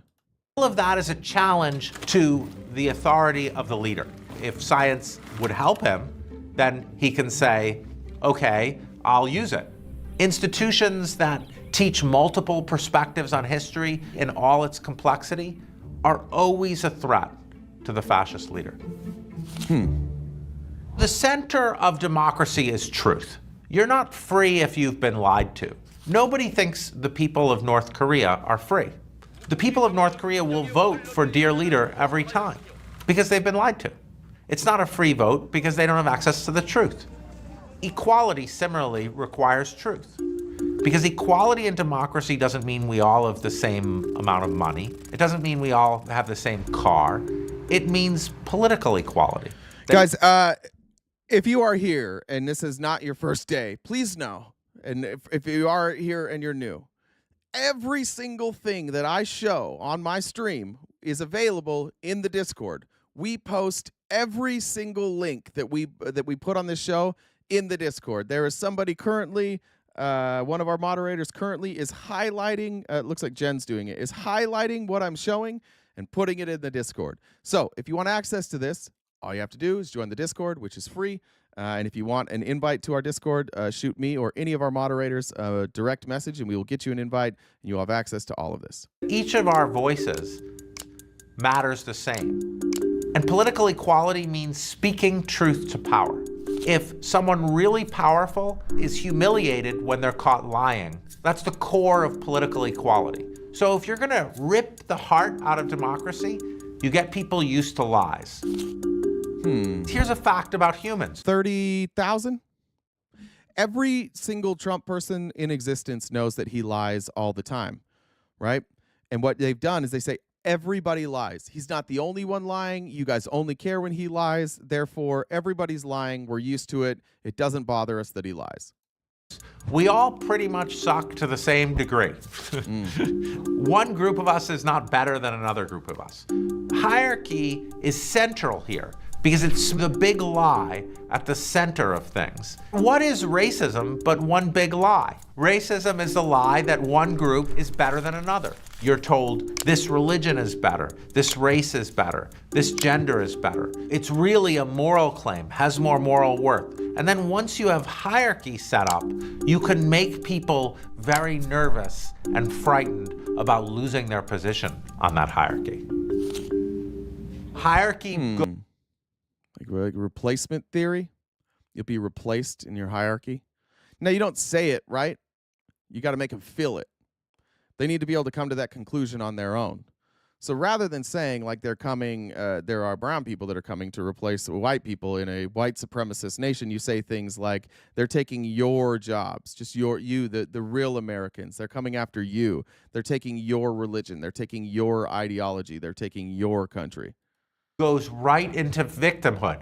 Because once you convince people that they are justifiably higher on the hierarchy, then you can tell them that they're victims of equality. Yes, DEI, right? All of these poor victims of DEI, all of these white people in Alabama with no degree and no job training and no goddamn sense are convinced that the reason that they are not a high-paid professional is because of DEI. They would have been the scientists. They would have been the doctors. They would have been the venture capitalists had it not been for those pesky immigrants. German Christians are victims of Jews. White Americans are victims of black American equality. Men are victims of feminism. Once you convince people that they should be better, that they have earned a position on the hierarchy over others, then you can tell them that equality is actually victimhood. Loyalty to the dominant group means law-abidingness. And the Sorry, just one more thing. Again, convincing people that equality is victimhood. If you are against equality, diversity, equity, inclusion, and you think that you are a victim of that, like they're talking exactly like every single fascist movement that has ever existed. It's the same playbook every time. And who doesn't see the playbook? Those who are poorly educated. Why would you not want to teach the history of other fascist movements? Why would you not want to teach the true history of oppression in this country? Keep the people dumb. If they're smart, they'll figure out they're not victims. Minority group is by its nature not law-abiding. Law and order in fascist politics means the members of the minority group who accept their subservient role, they're law-abiding. And the members of the dominant group, by their very nature, are law-abiding. By definition, the leader can't violate law and order. So law and order doesn't mean justice. Law and order doesn't mean equality. Law and order structures who's legitimate and who's not. As we sit in a country right now where the candidate talked openly about law and order, and now they're talking openly about using the military to go after police forces who don't work with ICE to deport people. Anything that's in their way. Law and order to them, again, is compliance. It's not law and order like, hey, don't run a scam company, don't illegally obtain loans, don't try and overthrow the government, don't run crypto scams. No, it's compliance. They view law and order as compliance. Do what we say or else, and that is law and order. That's the law and order they're talking about. Everywhere around the world, no matter what the situation is, in very different socioeconomic conditions, the fascist leader comes and tells you, your women and children are under threat. You need a strong man to protect your families. They make conservatives. Women, I alone can save you. It's me. I will be your protector. Direct quotes. Hysterically afraid of transgender rights or homosexuality, other ways of living. These are not people trying to live their own lives. They're trying to destroy your life, and they're coming after your children. What the fascist politician does is they take conservatives who aren't fascist at all, and they say, look, I know you might not like my ways. You might think I'm a womanizer. You might think I'm violent in my rhetoric, but you need someone like me now. You need someone like me because homosexuality, it isn't just trying for equality. It's coming after your family. Fascist movements typically, though not invariably, rest on an urban-rural divide. The cities are where there's decadence, where the elites congregate, where there's immigrants, there's criminality, there's Sodom and Gomorrah. In the city, there's not real work. The pure, hardworking, real members of the nation live in the rural areas where they work hard with their hands. When our politicians talk about inner city voters or urban voters, we all know what they mean. Arbeit macht frei, work shall make you free. This was written on the gates of Auschwitz. The idea is that the minority group, they're lazy and they need to be made to work. Free labor. The minority group and the leftists, they're lazy by their nature, and it gives them a work ethic. Labor unions are run by communists who are trying to make things easier. Hard work is a virtue. In liberal democracy... Isn't that the dumbest fucking thing, too? Guys, enough of this representation for you against your boss. The only true value of human beings is hard work. Just you got to work 60 hours a week for your overlords. That's the only amount of value that you provide. And that's true. To them, that is the value that you provide. Like the Trump simps in here, it's crazy. You know what he wants you for? He wants you for one reason and one reason only: power. And he wants you to be a worker. He didn't invite you to his party. He invited all the billionaires. That's who showed up to the Trump party. That's who gets the invite to Trump's events. It's the billionaires. None of you are invited. He doesn't come down to your city centers and hold parties. It's always the elites. It's weird. Like they preach to you like they're there for you, and then how come none of you guys are represented when they show up? We don't value people by how hard they work. What would happen to disabled people who can't work? They would then have no value. It's why the Nazis had the T4 program to murder the disabled, because the disabled were lebensunwertiges Leben, life unworthy of life, because to be valued was to be capable of hard work. Each of these individual elements is not in and of itself fascist, but you have to worry when they're all grouped together. When honest conservatives are lured into fascism by people who tell them, look, it's an existential fight. I know you don't accept everything we do, you don't accept every doctrine, but your family is under threat. Your family is at risk. A lot of people saying older millennial right now. Us, you're in peril. Those moments are the times when we need to worry about fascism. Get smarter faster with new videos every week. That was Big Think, Jason Stanley. You can check out his YouTube channel there. I'll show you. We are not collections of atoms. Is their YouTube channel. Highly recommend Big Think. 7.6 million subscribers. Well deserved. All right. Those are the things that we focus on with fascism. Those are the ways that I think the messaging gets across, maybe to those people who at least have enough understanding of history that they're like, I don't want to be part of this. I don't want to be part of a fascist movement. When you can draw those comparisons, and then you start to see like some of the stuff that they do, the lack of humanity that maybe previously people had thought, well, yeah, there is a lack of humanity, but it's for our safety, so we have to do the right thing. I really think that's the play there. Move my screen up. I'm so sorry, guys. My neck is killing me today. I have like that.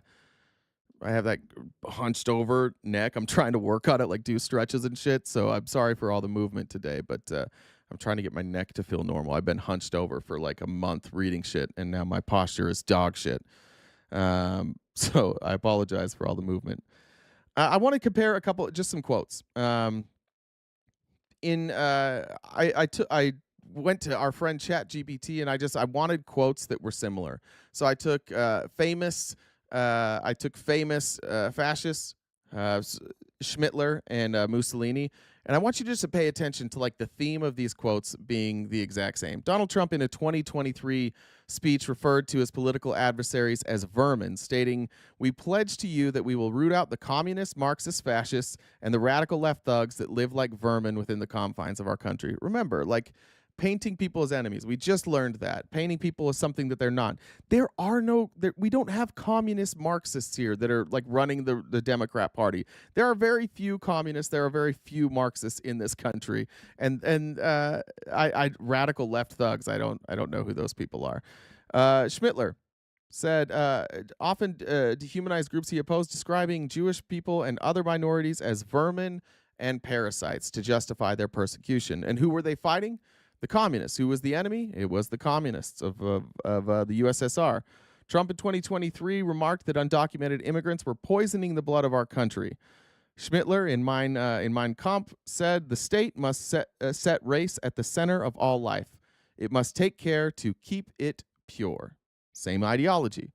Trump said, according to Trump's chief of staff, John Kelly, Trump expressed admiration for Schmittler's general, saying, Hitler did some good things too. And he said multiple times, I wish that my generals were as obedient to me as they were to Schmittler. Schmittler lauded authoritarian leadership, asserting the receptivity of the masses is very limited. Their intelligence is small, but their power of forgetting is enormous. He's dead on with that. The ability of the fans of fascism, the voters of fascism, their ability to forget is enormous. It's the same as any other C word, high demand religion. You put things on the shelf, things that are inconvenient to your worldview. You just shelf them, you ignore them, you pretend they don't exist, and you move on. Comparing Mussolini to Trump, Mussolini said it is better to live one day as a lion than 100 years as a sheep. Who's going to tell the lion, not sheep people, that that's fascist? It is better to live one day as a lion than 100 years as a sheep. Who's going to tell him? What's that guy's name? Sean Whalen is his name. Somebody tag Sean Whalen on Twitter with that quote. All these morons that wear the lions, not sheep shirts. Oh my God! Every time I go to Utah, I'd see a bunch of people with lions, not sheep shirts. It's like It's like, is that the same person I saw earlier? No, it's another bleached blonde, Botoxed stay-at-home mom that looks exactly the same, wearing a lions, not sheep shirt. Oh, got it. Trump actually retweeted that quote back when he was on Twitter. He retweeted the quote and said, "It's a very good quote. It's a very interesting quote, and I know it," which is like such a bizarre way to speak. Nationalism, putting country first. Mussolini said everything within the state, nothing outside the state, nothing against the state. And Trump, of course, from this day forward, it's going to be America first. By the way, do you know who used America first before Donald Trump in this country? Somebody know? Do we know the anatomy of that?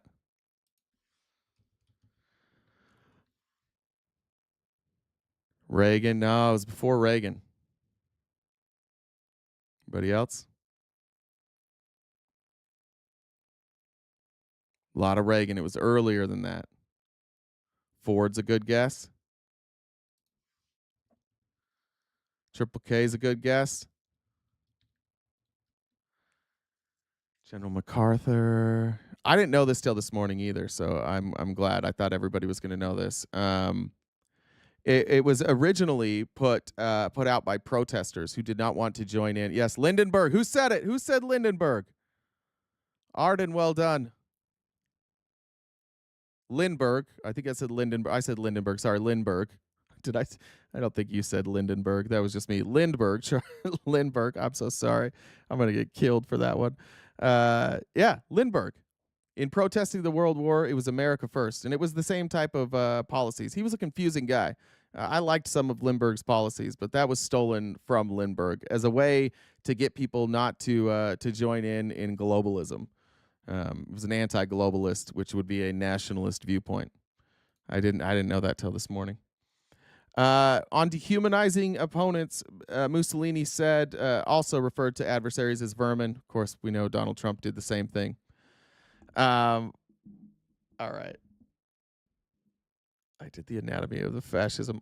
I'm going to show a long video, and I think I think that it's I don't think it's crazy to say this is going to be accurate. I don't know who this is. Dixon White. Did somebody refer me to Dixon White yesterday?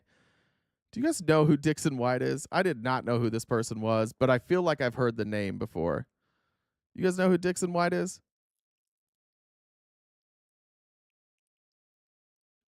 This is a 14-minute video, and I tried to figure out a way to like clip it down or just like highlight the message, but I don't think I can do it. So I'm just going to play this video, and Dixon White's going to do some heavy lifting today. By the way, please go follow Dixon White on, or at least go to YouTube and like his video, or TikTok and like his video so that he gets the credit he deserves for this video. But enjoy yourselves. Hey, y'all. November 5th, 2024, I just voted for Trump, man. It's a bright future. If he wins, I know it's going to be a great day for America. But, you know, time will tell. If he wins, the future's got all the answers, you know, to everything. They said at this rate, though, by year 2027, we won't have no more middle class. And my wages went down and my taxes went up. But like Trump said, man, it's just a temporary thing. But the good thing is we got 100 new billionaires, and they going to help us out, man. They said they would. And Trump said they would. And by God, I fucking believe it. And also, they say homeless people are being hunted by the rich now for sport. I don't believe that. Jimmy, you pay the rent, right? Ain't got no goddamn money. I I ain't really allowed to say nothing bad about Trump anymore because I get arrested, and then the press too. The media can't say nothing bad about him either. It's illegal now, but it's okay. They call that the fascist, but I don't. It's just Trump doing his thing, you know. Good news is that the Ukraine war is finally over. Ukraine is now part of the USSR, but it was a pretty bad war, y'all. Russia and America was fighting all Europe, you know, I mean, all of them. And it ended when Trump allowed Putin to nuke Berlin. It was pretty bad, y'all. But the cool thing is Russia is now the Soviet Union again, so that's a win for everybody. Inflation has actually gone down a lot, quite a bit. We can buy a dozen eggs now for $9, and I can get a gallon of gas for 10, you know, it ain't that bad. But Trump said the tariffs ain't the reason that inflation went up so crazy high. It's Biden's fault. Somehow, he said he's going to explain it all to us, though. He said he got a good, like a concept about it. Yeah, we hurt a little bit, but that was necessary because of the war fighting all them damn European countries. But with Trump being a brilliant man and knows how to make money, he made a great deal, hell of a deal with Putin. He sold Alaska to the Soviet Union. So now Alaska is a USSR.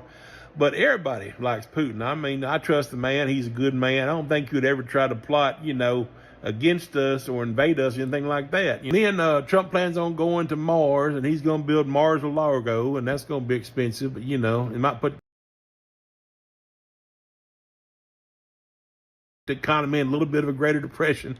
But I ain't worried about it. I got Trump cheddar cheese coming every month, so we're going to be all right. Now, we ain't got no more FDA, EPA, CIA, FBI, VA, no Department of Education. Hell, we ain't got no departments. So it's all closed now, but everything works in the new Trump's plan there. It's called Mein Kampf, something like that. Whatever the hell that is. Some kind of old German thing that I don't understand all what that's about. When Trump locked up most of the Democratic Party, including Kamala Harris and Sleepy Joe, then they got loose and released as part of Melania's divorce settlement. So Melania really helped a lot of people, you know. It's wild, man. And most of the Democrats left, though, because it's one-party system now anyhow. And Trump said the good thing is we ain't never got to worry about voting ever again. So we're excited about that. Canada made us mad, though. They said they're going to build a wall to keep Americans out from trying to use their health care. But whatever, man, I'd rather be in America and not have fucking health care than have to use a damn socialized medicine like Canada's got. Well, you know what? We may not have health care right now, but Trump's got a damn good plan coming. I guarantee you he's got a good concept. And like I told my mama, as long as you don't get the flu, hell, you'll be all right. I wish you would shut the hell up. Drink some water, mama. Yeah, we might have a fascist regime. So what? Hell, we happy. Hey. What, mama? Y'all got my medicine yet?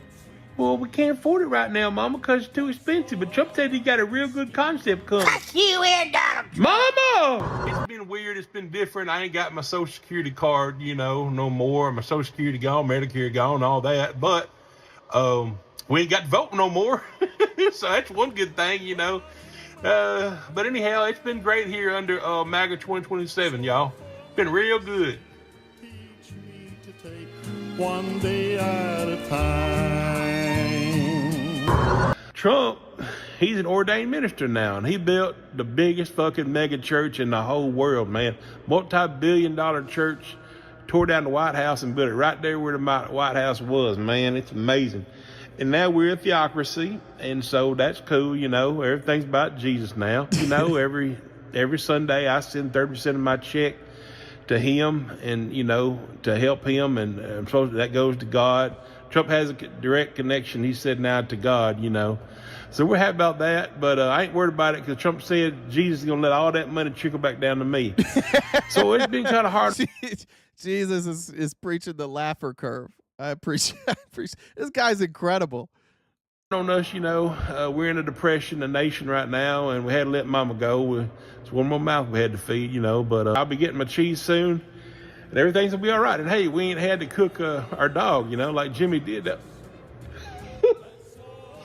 Jimmy had to cook his dog. And weird turn of event, as you might have guessed, Elon is trans now and married to Trump. So we just call her Queen Alonia. And she's running shit while the Holy King Trump is recovering. And Queen Alonia is hot as fuck. Nobody expected that, but I mean, she's bad, man. And there's a nationwide ban, of course, you know, on being gay and trans, but not for the Queen. Respect the Queen. A lot of people in resistance is calling him the Antichrist. But I just laugh, man. Y'all know that ain't right. He's a good, honest man. Trump ain't never told a lie. You know, he's just a good person. They say we're in the cult. Shit. But we got free Trump cheddar cheese coming every month. That helps keep us going. Surprising thing is, most of the brown and black folks, man, they just fucking up and left. They gone. So it really is white nation now, which is kind of nice, you know. That's why we voted for Trump in the first place.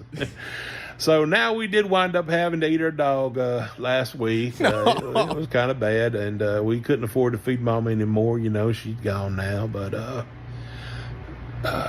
and some people say the rich is hunting and eating poor now, just for sport. But I don't believe that, man. Ain't no way. The rich ain't hunting no poor people. Come on. Is the doors locked, Jimmy? Yeah. All right. King Trump said on TV the other day from his mega church that as long as we send in, you know, like 30% of our paycheck every week, white Jesus is going to bless us. I don't know if it's orange Jesus or white Jesus, but one of them two, they going. Yeah, the government cheese is like a real thing. That you're right about that. He's using it as a metaphor. It's often used as a metaphor for like governments just basically giving people cheese, and like government provided cheese, and that's what you get to eat. Bless us. So we're just waiting on them blessings to come, and I know they coming. It ain't that bad. We got our white numbers back, you know, make America white again or great again, whatever, semantics, you know. But hey, is Trump cheese here yet? Yeah. Shit. But it's gonna be all right, man. King Trump got us. He got us good, you know. He got us. I just want you to know that there's 7.5 more minutes of this, just so you can be prepared for it. 7.5 more minutes. Real good. Might not be perfect, but at least we ain't got no black woman president telling us what to do.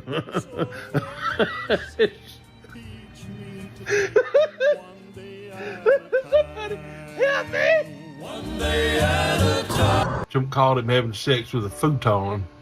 So if y'all don't mind, just if you bow your heads, say a prayer for Vance.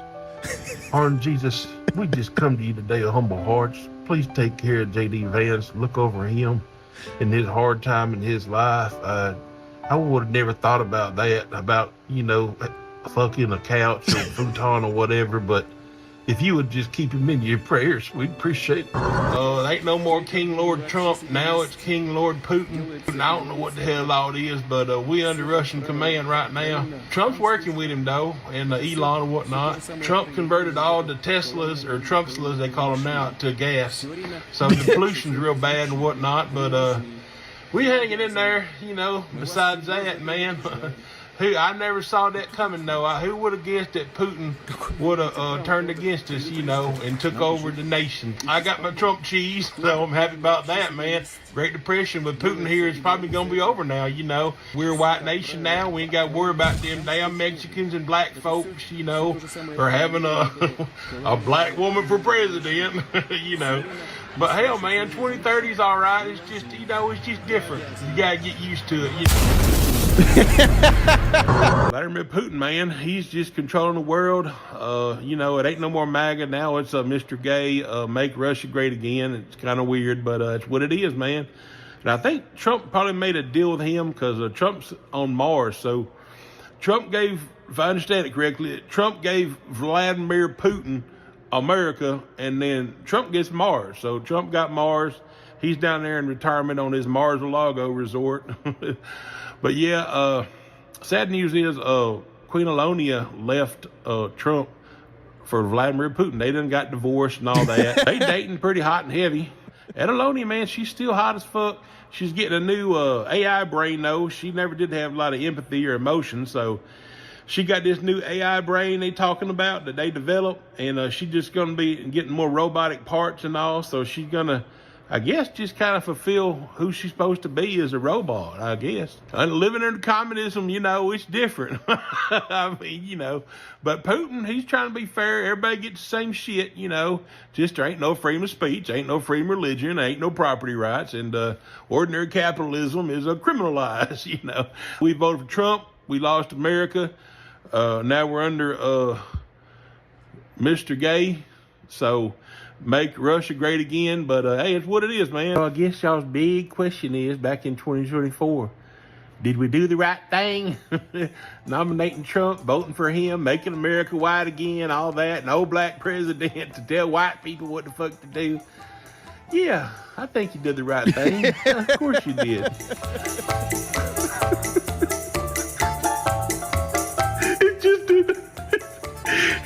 I miss America, and I want my democracy back. Putin got killed. He done got poisoned by the FAFO resistance. Trump is retired on We're Mars. here. That is Mar-a-Lago's retirement. That's us.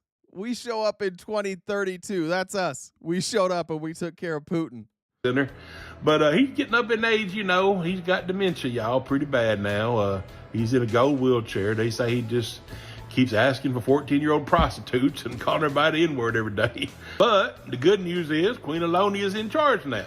So she's still fine as fuck. Hot as fuck, man. I'm for real. But she's full-blown android now, y'all. So she's got that new AI brain and everything going on. And with Putin dead, Queen Alonia got us independence back from the Soviet Union. You know, back to Maygay, or what y'all used to call MAGA. And under this new Maygay system the Queen Alonia's got going on, everybody's supposed to be gay by the year 2040. But we still into fascism, so me and Jimmy, we gonna start experimenting pretty soon and trying to figure out, you know, who's on the top, who's on the bottom, all that kind of thing. Is that right, Jimmy? Hell no. You better stop, mister. Fuck you. Most white people died from disease, and RFK stopped the vaccines, you know, a bunch of us died. And, and the Chinese invaded Mexico. They took over, and now they got the Great Wall of Mexico down there to keep all the Americans out. Most black people just moved to Africa, man. Trump's ex, Melania, she now lives in Kenya with the Obama family. Nigeria has the greatest economy in all the world. Africa's really doing things, you know. Guess that one backfired on us a little bit. But, and to be honest, the FAFO resistance is getting pretty strong. Now they got more drones than Queen Alonia, but I'm standing with Queen Alonia, man. She's fine as fuck. You know, we've been through a lot of changes, but I'm just glad we still got a white nation, you know, what's left of us. We ain't got no more Trump cheese coming. I miss my old dog that we had to eat. I miss my mama. But it's just me and Jimmy now. But hey, we're looking forward to turning gay and experimenting, you know, and hey, give us something to do. Speak for yourself. Whatever. But we ain't got no black woman president telling us what the fuck to do. That's right. That's right. One day I'm tired, y'all.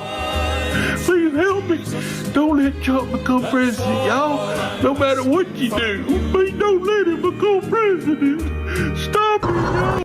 But I feel good. My friend Jimmy just gave me a nice new haircut, you know, man. Only thing, I just wish I kind of had an orange glow, you know, like Trump does. And I mean, man, I wrote a letter to Trump the other day. He needs more orange bronze on that face, man. I'm just all about the orange, you know, just, I don't know, something about it. But it's a good day, man. I got a new job. I got good health care. My mama retired from the VA, and I'm on her health benefits. If you can't see it, this is back to November 5th, 2024, which is where we started. So we're no longer in the future. So, man, I got that Federal Blue Cross insurance, man. So, you know, we covered, man. We got good protection right now. And God knows, you know, goddamn liberals are talking about, you know, he going to make cuts on the health insurance and VA cuts and tariffs and whatnot. And he's going to fuck everything up. But I don't believe that. I think them liberals is lying to us, you know. I don't believe that's right. Because Trump said that the tariff is going to help us, you know. I pay $2.49 right now for gas. Let's wait and see, you know, down the road how much gas is. I guarantee you it'll be under $2 in a year. I guarantee it, man. Trump is for the working man, you know. He's for the people, man. Shit. Trump, 2024. His name's Dixon White. This is his YouTube channel, and he does not have nearly enough subscribers. I would hope that everybody in this room, we'll take a little minute while I pull up comments. Everybody in this room should go subscribe to Dixon White right now and like and comment on a video. He's got more. Just so you know, he's got more, and I think we'll watch some more of his videos as the weeks go by. But please subscribe to @Dixon White. That's on YouTube. His videos are not getting near enough views. Made my day. I hope it made your guys' day too. Yes, YouTube. I'm sure he's on TikTok and Twitter, all those other ones too. But long form content, he's going to want you over there on YouTube. Let me read some comments here. Nancy asked if she missed or if I read her message. I did, but I'll read it again because I like it. They're fucking us. Hope MAGA's erection goes limp. I agree. And Brittany says, thank you. You're welcome, Brittany. I do want you guys to know today's show is going to be shorter than I expected. I got through that first part a lot quicker than I had previously expected, and I've got more stuff to cover, but we may have to knock this goal out earlier, or I'm going to get knocked out by Jen. So if you would like to send a donation, send it to either the Venmo, Cash App, or PayPal that's down there below the screen, and I will read your message. Bree says, I heard you're having some issues with your neck. Let me know when I can come over and rub that kink out for you. My specialty is kinks, so I got you. Bree, I just want to say, like, this is the first thing that you've offered that I accept. So we got to do something about my back. It is, like, I am hunched. I woke up, I can't straighten my back all the way. So I'm just hunched over like this all day, and it sucks. So there we go. There's the in. If I'm not here tomorrow, you guys all know what happened. Y'all know I didn't make it, and that Bree didn't respect the safe word. I think I got all of them. Let me update. I think I got it. Okay. Let me update the gift goal there.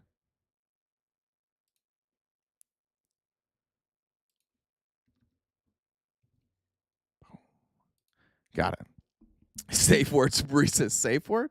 Yes, safe word. Yes, safe words are you need safe words. People like me need safe words, and they will be respected. All right. I was thinking about with our research team. We were just talking about how do you consume what's coming in and not lose your goddamn mind. How do you deal with the onslaught of these Donald Trump announcements? It's just like one horrific shit show after another. And one of the things that we talked about is one, getting involved. I talked to you guys yesterday a little bit about people who are investing and who are going to use crypto. I got to tell you, those have been largely dead ends. I've reached out to a couple of them this morning. I hope that they get it together. Like, I don't really know enough to and don't have a network enough to organize like that, but it's looking very unorganized now. They don't seem to have a real plan of attack. So I like the stuff that Dixon is doing there. I like the comedy. I like pointing out the absurdity. Rather than getting upset, rather than letting it eat you alive, I do think there's merit in finding the humor in this stuff, or at least finding some way to make fun of it, because I think that's really effective. As I was doing research for this, I came across somebody named Jerry Rubin. Jerry Rubin was part of a group called the Yippies, I believe in the 60s. It was like not quite hippie. I had heard the name Jerry Rubin once before, but only from Norm Macdonald in one of my favorite like SNL headlines ever, when Norm Macdonald said this. Yippee! Jerry Rubin died last week. Oh, I'm sorry, that should read, Yippee! Jerry Rubin died last week. Sorry about that. I'm sorry. My mistake completely. I love Norm Macdonald. Jerry Rubin was an interesting guy. Not yuppies. It's yippie. No, it's yippie. It's not yuppies. You're thinking of yuppies. I'm talking about the yippies. This is Jerry Rubin here.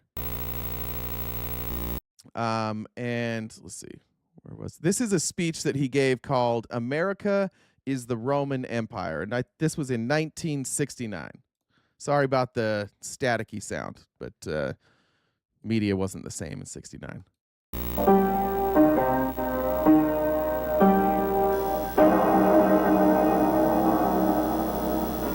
This generation is the generation that learned the lesson of Nazism. Our parents never learned that lesson because our parents are talking like good Germans. Oh, it's none of your business. Don't worry about that. The war in Vietnam's not your problem. Oh, black people, they take care of themselves. You got your own. You be a doctor. Get to be a doctor. Get you be a professor. You went to school. Where you go to school?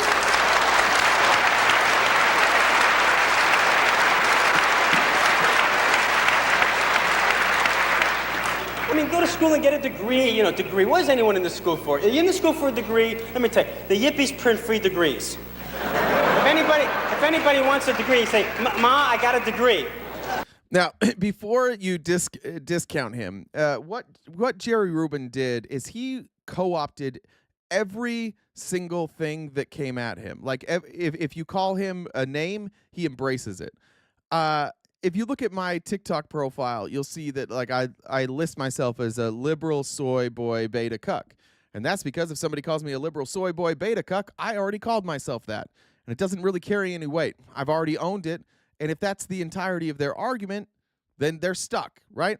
So Jerry Rubin understood this early on, that whatever they call you, own it. Just own it, take it, and flip it on them.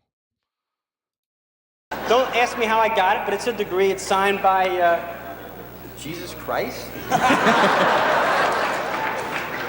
Julius Hoffman. I got a degree. I mean, you got to ask.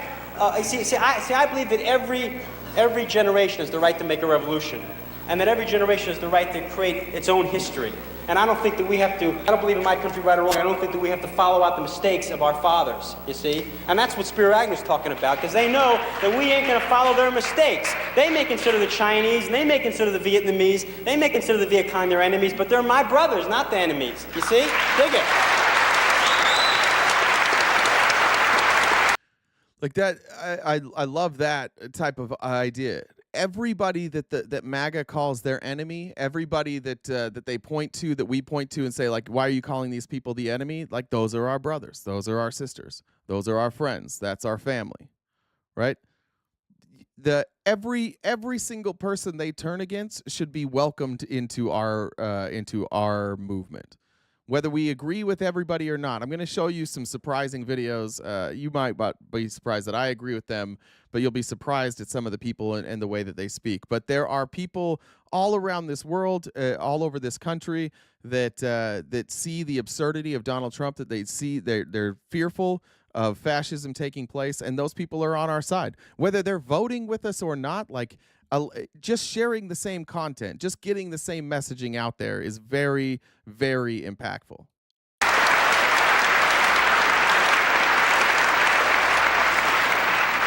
I think I'm stealing it. Allie just said, "I'm the enemy within." Maybe we make sweatshirts. Maybe we make sweatshirts that say like "vermin" or "the enemy within," and we just brand it that way. We brand our videos that way. We brand our debates that way. Take away their ability to call names. Just take it away. And if they want to play the same game, cool. They can play the same game that we play, but unfortunately, then they're going to have to be like, "Yeah, we are the schmozzies. We absolutely are the schmozzies." And you're like, "Cool. Well, I guess we win." We can't fall into the traps. We got to redefine everything. They accuse us of conspiracy, we call ourselves the conspiracy. We answer the telephone, this is the conspiracy, and all of a sudden we destroy their word. I go on a show, a right-winger says, "You're a communist?" "You're damn right I'm a communist." Any name they call me, because they're trying to control us through language. That's how they control people in the 50s. People would say, "Oh yeah, it's really bad. The way they treat the Negro people is very bad. But the communists are involved in the civil rights movement." And it was like Pavlov's dog, You sound the bell and everybody salivates. So you mention the word communist and the population just salivates completely. Okay.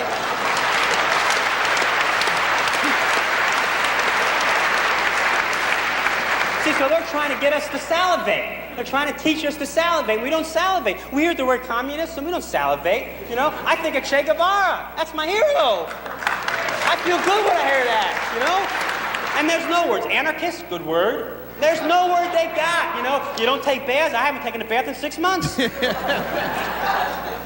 There's nothing any name they call us, we accept, totally, completely, because we are the exact opposite of what they are. We're the exact opposite of white, middle-class, Christian, capitalist society. We are its opposite. They have created monsters. They're going to overthrow them. They're creating the exact opposite, and it's a revolution happening on every level. You can't define it against the war in Vietnam. The war in Vietnam, I'm for the war in Vietnam. I want more. The revolution goes everywhere. It spreads to every way of life. As far as I'm concerned, the most revolutionary thing today is smoking dope. Smoking dope, that's revolutionary. We obviously don't condone anything like that at all. This is Jerry Rubin on an interview, and you'll see it in practice here. Like, anybody can stand on a stage and say that. Jerry Rubin put it into practice. Here's an interview he did with Joe Pine. I don't know. There's little doubt. I don't know who the hell Joe Pine is. Maybe it'll say in here. I have no idea who Joe Pine is, but this is like Joe Pine's channel, so they thought this was a good moment for Joe Pine. That the most controversial university in the nation today is the University of California at Berkeley. In recent It years, still is, right? Berkeley became like the target of the fascists. Cal Berkeley is what's wrong with America. I think you could make a strong argument that they're what's wrong with America. They gave us Aaron Rodgers. I think you could probably make that argument. As a reminder, as these videos are playing, if you could send your donations to any of the Venmo, Cash App, or PayPal there, I will read them as soon as this video is done. We do have a gift goal that we try and hit every single day so that Jen doesn't beat me up and give me a black eye, and I would be forever grateful if you helped us achieve our gift goal. the peace, free speech, filthy speech movements have captured the headlines, and more recently the strike of the students at Berkeley. With us now is Mr. Jerry Rubin, one of those whose arrest led to the strike, but even more notably, he is also the young man who disrupted the session of the House Committee on Un-American Activities attired in a Revolutionary War uniform. Of course, he was kicked out. You and lots of other people were kicked out on that particular day. Including our attorney was kicked out by the chairman of the House Committee, Chairman Poole of Texas. He was ruled out of order. He was defending one of his clients who was mentioned by somebody and was not allowed the opportunity of cross-examination.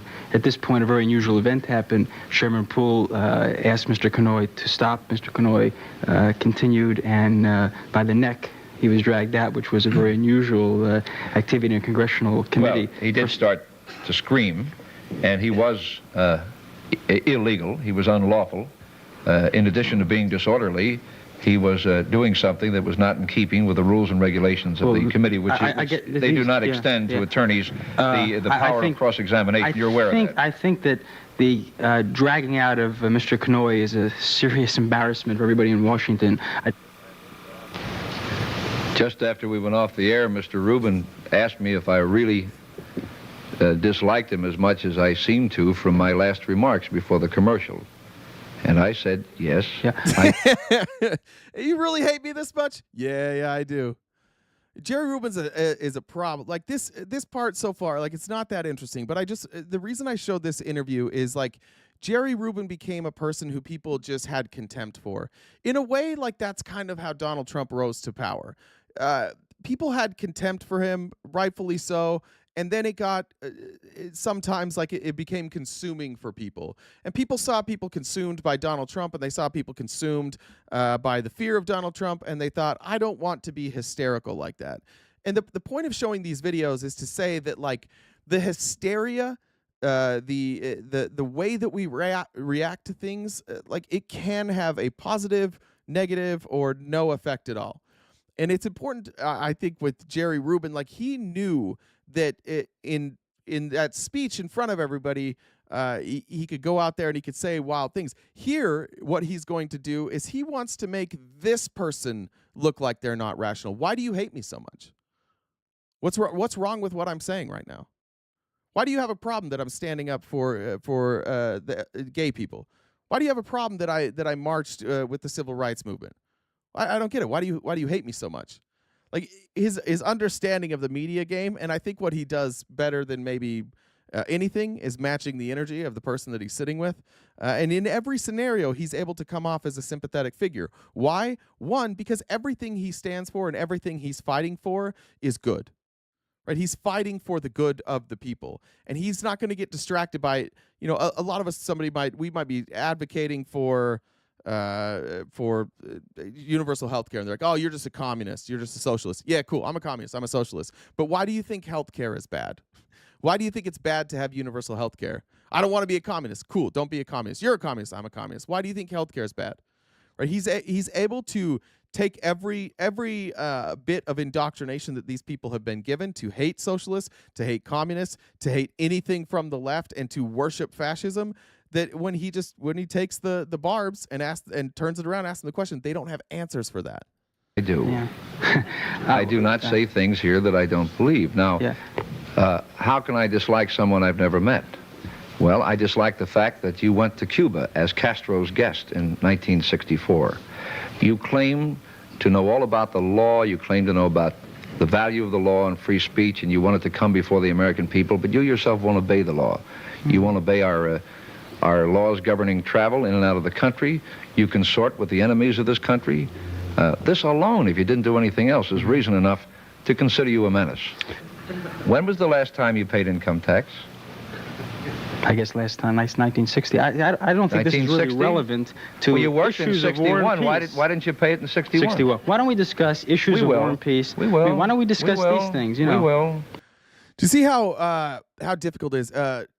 Tucker Carlson's the king at this. Tucker Carlson will start an interview and just absolutely attack that person's credibility. And what's he attacking his credibility for? For going to Cuba. If I'm him, I say, what's wrong with Cuba? Why can't I go to Cuba? Well, Castro's the enemy. Why is Castro the enemy? He's a communist. What's communism? Why is communism the enemy? Why is communism the enemy to our country? If you look at the history of our country, like, we were far more destructive to Cuba than Cuba was ever to us. We are far more destructive to the world than Cuba has ever been. We do this thing where, like, we intervene in other countries to take out communism, and we have built ourselves as the hero. Like, for most of my life, I thought, yeah, that's the right thing to do. Like, we're spreading democracy. Democracy is the greatest. We need to spread it. And when there's other countries where the leaders of that country are not advocating democracy, we should insert ourselves. Meanwhile, we're running like a faux democracy here that we've completely handed over to the oligarchs. And they knew it then. They predicted it then. They saw the oligarchy coming then. And what did the conservatives do? What did the fascists do? They convinced you that an oligarchy wasn't possible, that we have democracy, that we have checks and balances in place, that an oligarchy would never come about. That's what happens in communist countries. That's what happens in socialist countries. We will. All these things are relative. You see, you don't know what I'm thinking, do you? You can't get behind my eyeballs. Yeah, this sounds very much like the House Committee on American Activities. Maybe that's why you're so nervous. Yeah. We'll be back to our guest. Give him time to catch his breath and wire home for money after these words. I don't know who Joe Pine is, but Joe Pine thinks he's killing it here. All right. To begin with, this man who sits next to me, I don't know what you do, but he advocates disobedience of law.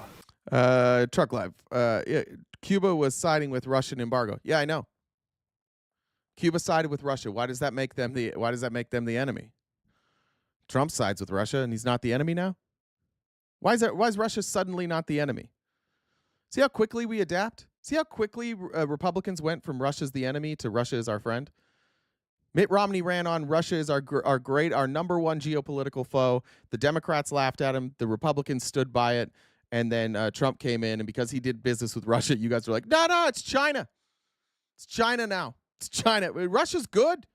We like Russia. Putin's invading other countries. What did they do? What were they wearing? Were they showing too much skin? What did the Ukrainians do to deserve Russia invading their country? Did they not speak Russian? You guys were anti-Russia like 8 years ago. This is a nation not of men, but of laws. Do you understand that? Yes. You understand what it means to obey the law and disobey the law, do you not? Yes. Now, if this man goes through due process and gets the law changed, that is his privilege. But to advocate disobedience of the law, to aid and abet law-breaking, that is something else. Would you have obeyed the laws? I wonder what Republicans that are in here, if you agree with that, what do you guys say today after Trump has released the January 6th prisoners? What would we say about that today? I think that's probably the clearest indication that we've ever seen from Trump that he is entirely corrupt and that he cares not at all for the American public. how could you be a person today who wakes up and says that was right? That was the right thing to do. It was the right thing to do to pardon those people.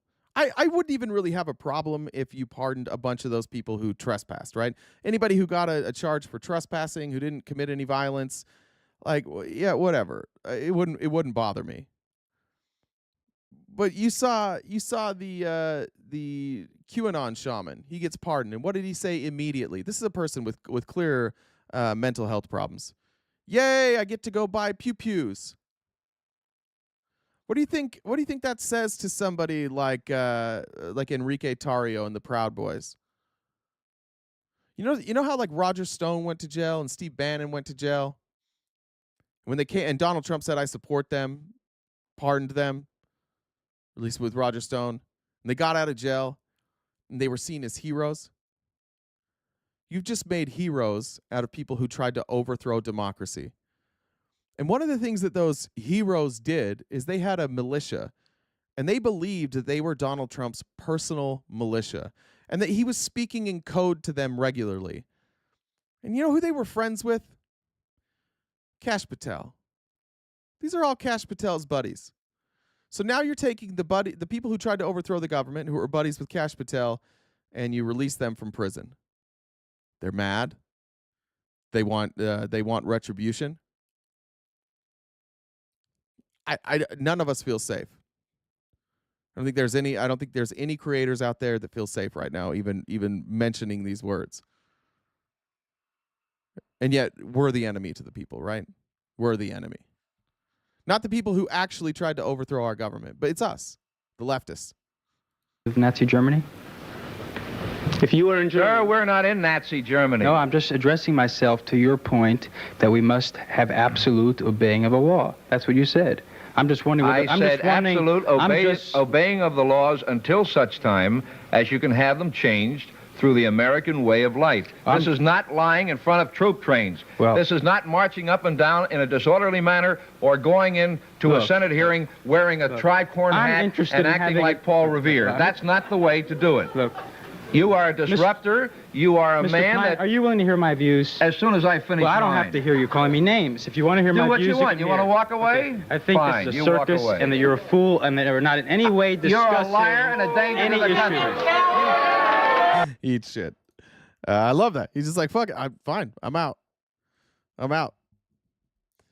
It reminded me of some other people who stood up. I think history remembers these people in the right way. Always. Those of you who are on the side of fascism right now, let me give you some key figures that will be remembered by history in a positive way that you guys hate. Liz Cheney. Liz Cheney will be remembered historically as a positive figure. Colin Kaepernick will be remembered historically as a positive figure. Those who have opposed the wars in or the G-side in Palestine will be remembered positively. You will not be remembered positively. You will all be remembered as warmongers who couldn't recognize fascism when it was spelled out in front of you. I see that, Jen. I don't know how to cover that. Let me read some comments. And once again, below the screen here, Bernie Sanders being the ultimate boss. There are the pay links if you'd like to donate to our show. It helps me from being abused by Jen if you help us achieve our goals. Bree said, I read that one by Bree already. Brittany says, thank you. Maybe I did read that one. Or two people sent the same one. Bree says, I'm here to help knock your goal down. Might as well get to prepping, by the way, because I'm going to knock all your kinks out, Daddy. Ultimate relaxation and pleasure to come. What kinks? What do you think my kinks are? Finishing a Netflix episode? That's one of my kinks. I actually Netflix and chill. I watch the whole thing, and that's it. Then we end with a prayer. It's my number one kink. Kristen says, why don't seagulls fly over the bay? Because then they'd be called bagels. That's so stupid. I love it. Jumar says Bree can blow that back into place. Lot of support for Bree. And Kristen said, knock, knock. Who's there? Banana. Banana who? Knock, knock. Who's there? Banana. Banana who? Knock, knock. Who's there? Orange? Orange who? Orange you glad I didn't say banana. That took me back to first grade. Appreciate that one. Nathan says, Dixon guy's funny, thanks, and I'm a huge Norm fan too. You gotta be careful with Norm fan. Norm said a lot of things. You have to be careful saying that you're a fan. I've learned the hard way. Some people don't like Norm nearly as much as we do. And then Stacy says, or nope, Gabriel says, please call me.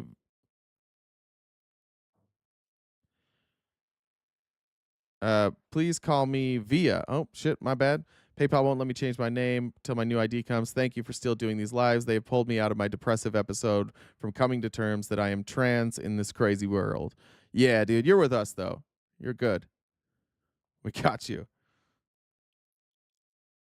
Let me add that. Let's play Bree's song while I add. Bree's trying to fuck RTP. She'll make him redder than a cherry. Bree's trying to fuck RTP. Bree's trying to fuck RTP. Yeah. It does kind of suck not being able to have Jen come up here every once in a while, doesn't it? It does kind of suck. We're going to get that thing figured out so Jen can come up here. Hold on one sec. I have my window open and it appears that the landscaping is here and that's going to get real loud. So I'll be right back. We're going to pause real quick. I'll play you the theme song. I'll be right back. I got to close the window.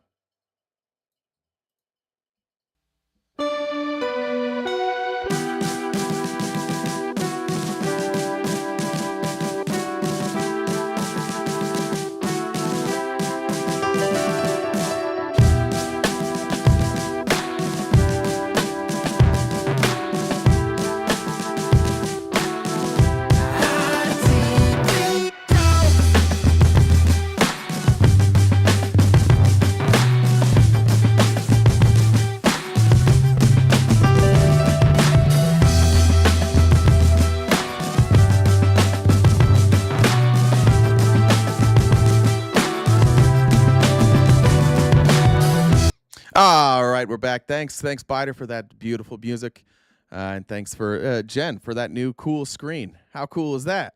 We got like screens and shit now. We got pause screens, we got end screens, we got start screens. Things are going pretty well over here. All right. This is a channel I found on YouTube called The Boys Who Said No. And when I was thinking about the people who stood up and did courageous things, I often think, because I love sports, about Muhammad Ali. And I want to show this clip from Muhammad Ali standing up to the government. And at a time, this is somebody who was viewed as a traitor to our country, and again, aged correctly. And I think that that's something that we can take comfort in, is that our views and our movement will age well. The MAGA movement will not age well. It already hasn't aged well. It will not age well. It's like everybody outside of MAGA recognizes it for exactly what it is. It won't age well, and our movement will.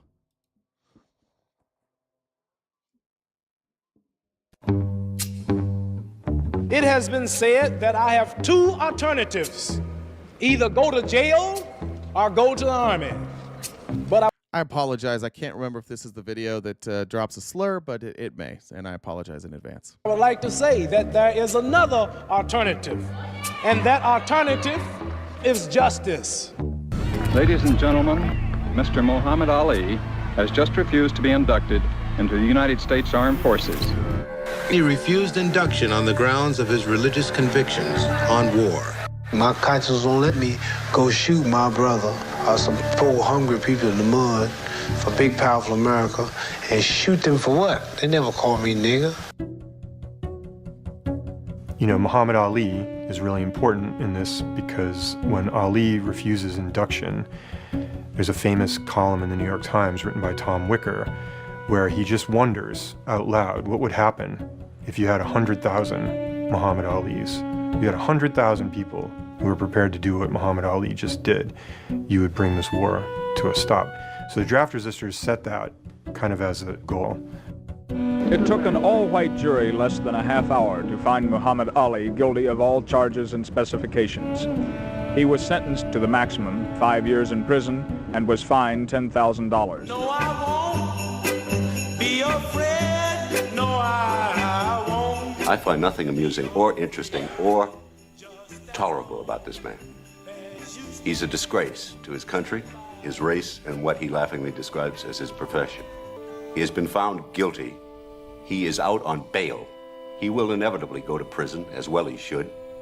He's a simplistic fool and a pawn. Do you share the same concern that Muhammad has for his draft status? Oh, I certainly do. My views on the draft are very clear. I'm against it. And I think the sooner our country does away with the draft, the better it will be for everybody. There's more of that on the boys who said no. When we were discussing like where we want to go with our content with the research team last night, it was brought up, and I agree with the sentiment that this is a time historically when a lot of people who look like me, a lot of people who might share my clear, translucent in the winter skin color. We recognize something that I think a lot of people in this country feel every day. It's not often that as a white person in America you feel fear. It's not often in America that as a white person you feel like you're targeted. And for a lot of us, this is really the first time in our lives when we have felt targeted. And a lot of us are sitting it out. A lot of us joined the opposition. A lot of us have decided, hey, this probably isn't as serious as it looks. A lot of us have decided to like step away from the fight because we recognize correctly that if we stay out of the fight, nobody's going to fuck with us. We'll be safe if we stay out of the fight. It's the only time in my life I think that when we use the word fight, it might it's probably being used correctly. Like it's a real fight that we have on our hands right now. You look across this picture that we'll keep up every single day, but the weight that Bernie Sanders, in my interpretation, feels in this photo of recognizing that the elites in this country and all the people in this room, they are not in the same fight that he is in. They will not be there during the fight that he's in. They will sit it out, they will cheer it on, or they may be on the front lines of the oppressors. And just real talk, like these are our people. Okay? This is our family. These are the people that grew up the same way that we did. The same privilege that we had growing up, not being targeted. They are us. You cannot be silent. The idea, one of the complacent ideas that I soundly reject, and I've just recently found my balls about this, is standing up to family and drawing lines with people in our lives that we're not willing to cross. I don't give a shit who somebody votes for. I give a shit what somebody supports. If you're on our side and you're supporting fascism, you're not on our side. If you're a family member who casually talks about how great it will be when we deport immigrants, when trans people are no longer recognized, we're not on the same side. And for far too long, it has been the problem of people who look like me, not willing to lose their friends, their family, their status in society, simply to do the right thing. And it sucks. I'm 39 years old now. For 39 years, I've lived a pretty cush life, based solely on what my parents looked like, and where I was born and where I was raised. And those same people that I was born and raised around, where we were convinced that we weren't racist, we weren't bigots, We don't like fascism. Those same people are part of the fascist movement. I never thought I'd see it. I never thought I'd be like, uh-oh, we're the bad guys. And it's really like it is what it takes. I saw a video the other day on TikTok of these moms, and it was a group of I'm going to assume like Christians, but also probably MAGA moms, and they were talking about how their children had left the home and they had gone into the world, whether it was college, whether it was the workplace, whether it was because they traveled, and they changed. Suddenly their child changed, and now their child doesn't want to have contact with them anymore. And this whole group is mothers sitting around going, this isn't, it's so hard for us. It's so hard that our children don't want to talk to us. Maybe your kids don't want to be associated with bigots. Maybe your kids run around with people who actually have felt oppression and they don't want to break bread with their parents who are bigots. Not everybody will join in the movement. Not everybody is willing to stand up. But motherfucker, is it not the least we could do? Is it not literally the least we could do to go to our parents, to our cousins, to our coworkers, to our friends at church? Isn't it the least we can fucking do to say, hey, like, these are my friends. Hear their stories. Understand who's under attack. Just because it's not you doesn't mean it's not others. And other people are just simply human beings. It's literally the least that we can do to join the fight.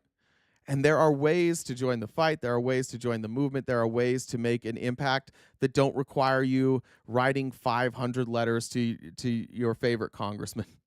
You don't have to go march in the street.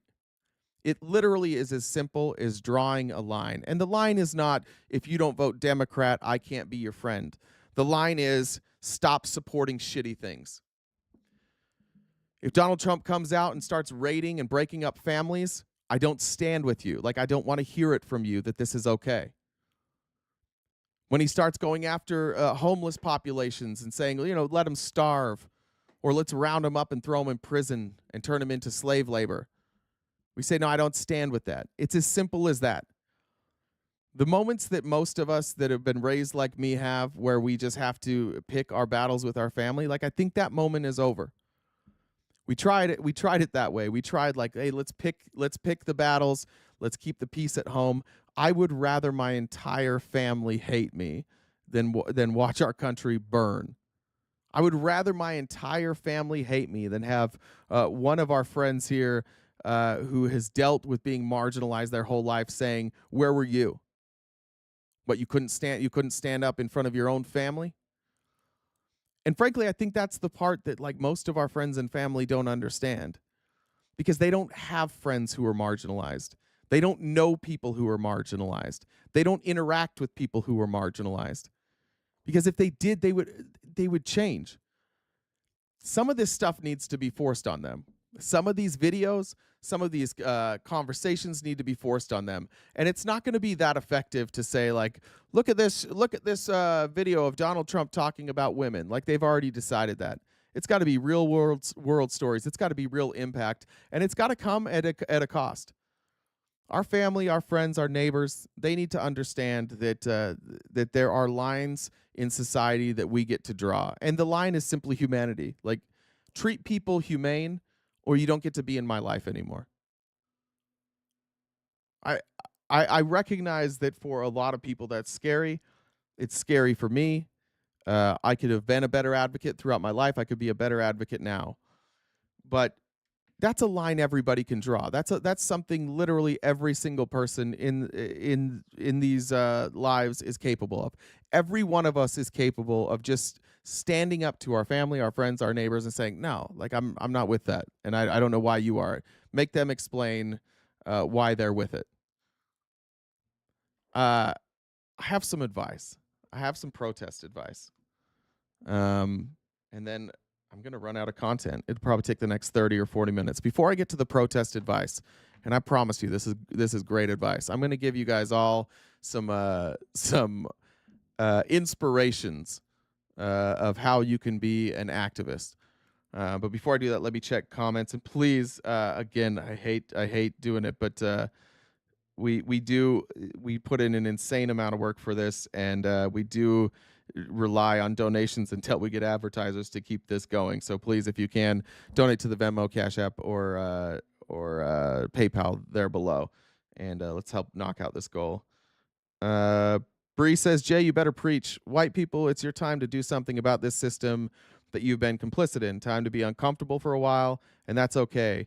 It's you that needs to be at the front lines this time. Yeah.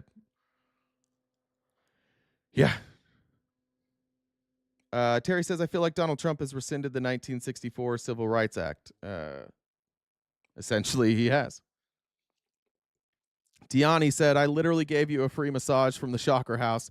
Might help your neck, silly guy, but Bree might want to take care of you first. Yeah, Diani, did you guys get a new location?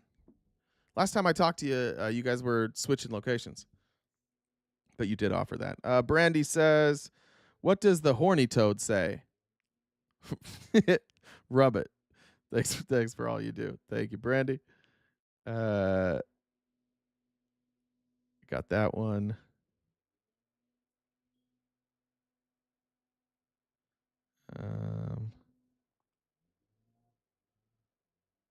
All right, perfect.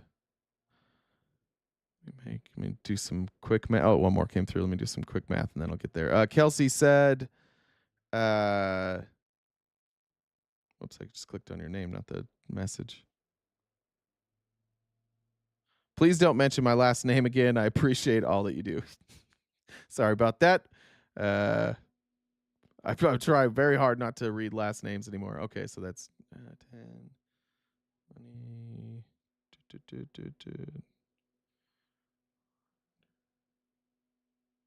Okay, so we are 160 short of the goal.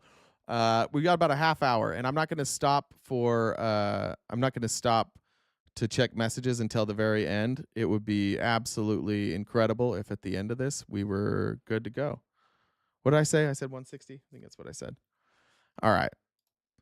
First up, this is my best protest advice. For those who are watching on the research team or who on the editing team, this is the time to clip. We would like to clip this. We'll make this video available.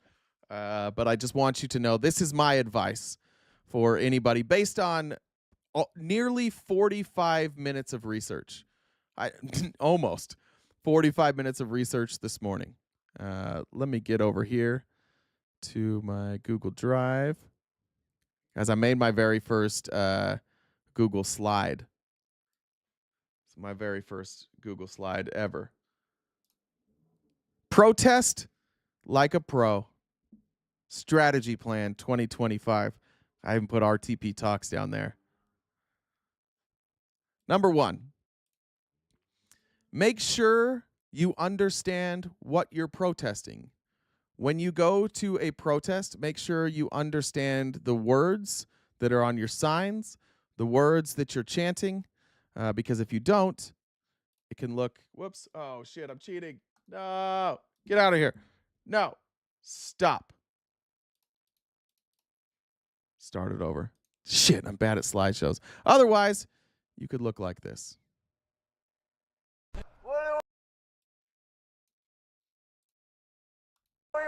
No more violence! When do we want it? Now! How many more? When will it stop? Keep violence away from our children. No more violence! No more violence! What do we want? No more violence! When do we want it? Now! Violence is not the answer. Violence is not the answer. How many more? When will it stop? How many more? Yes, ma'am. Thank you. People think that we're actually protesting violence. No more violence. There you go.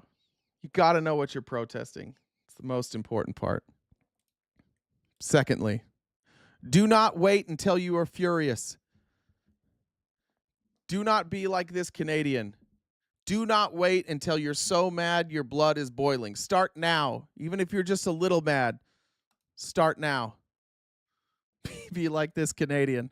I'm a little upset. I'm out here in these mean streets, and I gotta be honest, I'm a little upset about this. Start now. If you're a little upset, go. Make sure that your protest signs also make the people you're protesting uncomfortable. The main thing you could do is catch somebody's attention. You want everybody at that protest to see your sign, and you want to make them uncomfortable. This is Kevin Smith from, what is Kevin Smith in? What's that? Jay and Silent Bob in Clerks? He shows you how to do that. Here at this anti-LGBTQ rally, I think this was an anti-gay marriage rally, they showed up and told us, dick tastes yummy. Muse fucks like a god. Make sure that you're having attention. What did I say? Clerks? Yeah. Attention grabbing signs. It's very important. I hate that I'm showing this video, to be honest. Let me just say this. I'm only showing this next video because I think it's an effective strategy. But the person in this video is a horrible, horrific human being who should no longer be platformed in any way. But some of their old content, I think, still plays. So here we have a clip from the Russell Brand show when that used to exist. And again, I apologize for platforming him, but this message is great. Please welcome my guests with love, Steve Drain and Timothy Phelps of the Westboro Baptist Church. It's a type of religion. Don't be mean, don't be mean. Which one are you, mate? Steve. Steve, sit down, bruv. Which one are you? Timothy. Hello, Timothy. Sit down in comfort. I want to bring you a sign, first of all. This says Fag Pimp Brand. Absolutely, absolutely. Make yourself comfy, mate. All Now, right. this, of course, is I'm clearly gonna offensive. fast forward through all of that, As and an I'm gonna object. show you what Russell Brand did. None of it. Russell Brand, after sitting through like 8 minutes of them trying to act like that they weren't complete bigots, brought on some friends. Safe. We're gonna have a quick commercial break now. See you in a moment. Up next, Russ has a surprise for the Westboro Baptists. Now we have here some what I can only describe as homosexuals. They're my mates. I brought them here. Let's meet them now. Some gays. This is Cher, Carlos, Cece. Hey. Right. Before we start the interview, if anyone's attracted That's to any all. of these Make people uncomfortable. Make people confront the very thing that they claim is a sin, and make them confront their own ideas and speak in front of people. I think that's really important. He was trying. Their faces were great. I didn't want to show too much of Russell Brand. I just think it was an effective piece of propaganda. That's all I'm saying. Next. Let's see.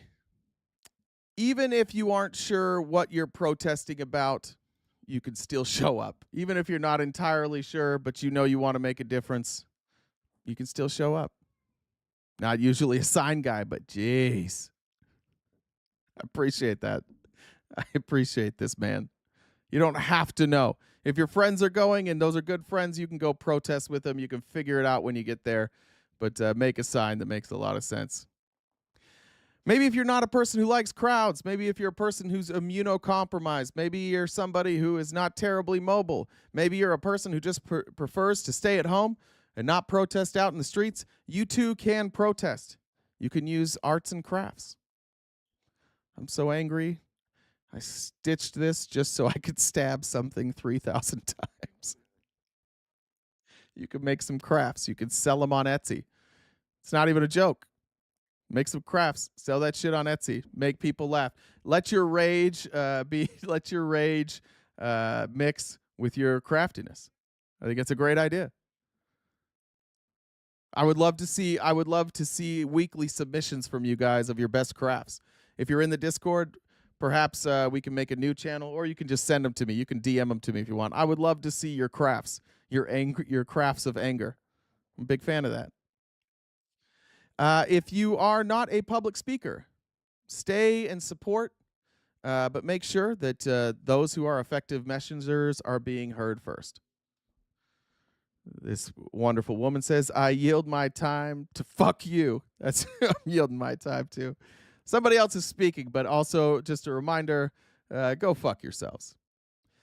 If you arrive at a protest and you're confused by a protest, it's okay to kind of like ride the fence or stay in the middle until you figure out which side of the protest you're on. And this was clearly demonstrated. I have no idea what this protest was for, but there was a protest in India, and they clearly showed how to arrive at a protest and ride the fence until you're certain which side to be on.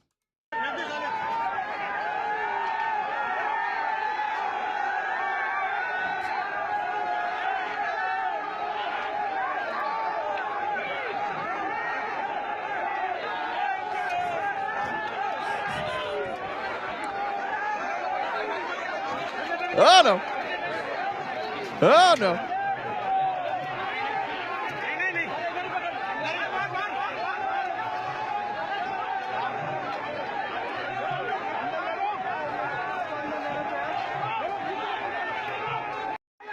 All right. And lastly,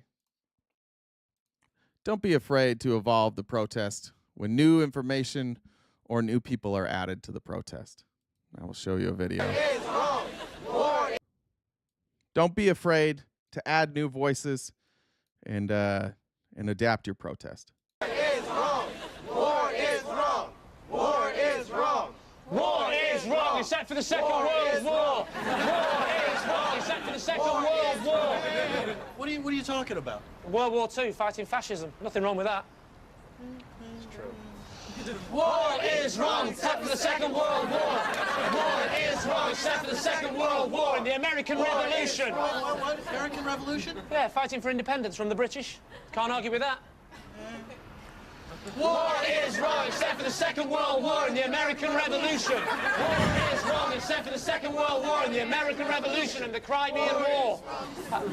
And there was the 100 Years' War as well, wasn't there? Look, come here, I've got an idea. Kill, kill, kill. Don't evolve all the way.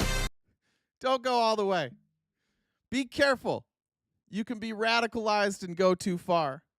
We do not want to be radicalized and go too far, but it is okay to hear other voices, and it is okay to allow other voices to join our quest. But don't go too far. It's important. I'm going to show you guys somebody. I'm going to show you somebody that that is a hero of mine.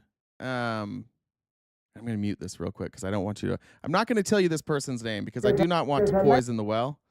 So how do I do this? And everybody, close your eyes. Everybody, promise me, close your eyes. If you're an honest person, if you have any integrity at all, you're all going to close your eyes because I'm going to drag this video onto the screen, and then this video, actually, I think I can do it a different way. We got new screens. I don't trust any of you. I'm going to go to the pause screen here. I'm going to drag this over. I'm going to drag this over here. I'm going to widescreen it before we see the name go away. And I'm going to drag it back. Stronger and more complete platform All right. that will meet our needs as a party and as a nation. We have a good platform. I'm not here to criticize this platform. I'm here to improve it.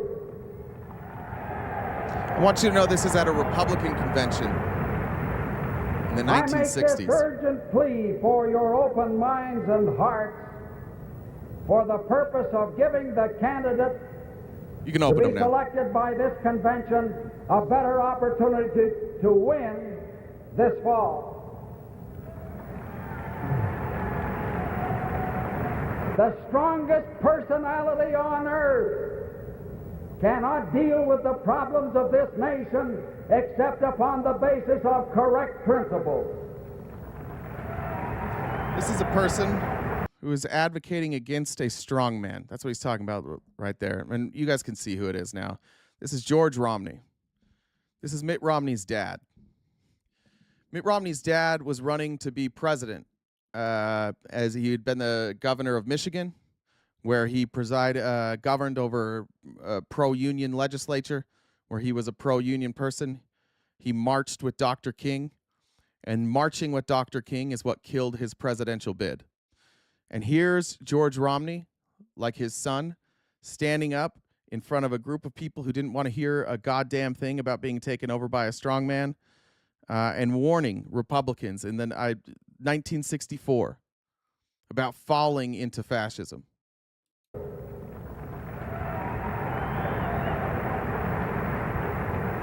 Our party was founded at a time of grave national crisis.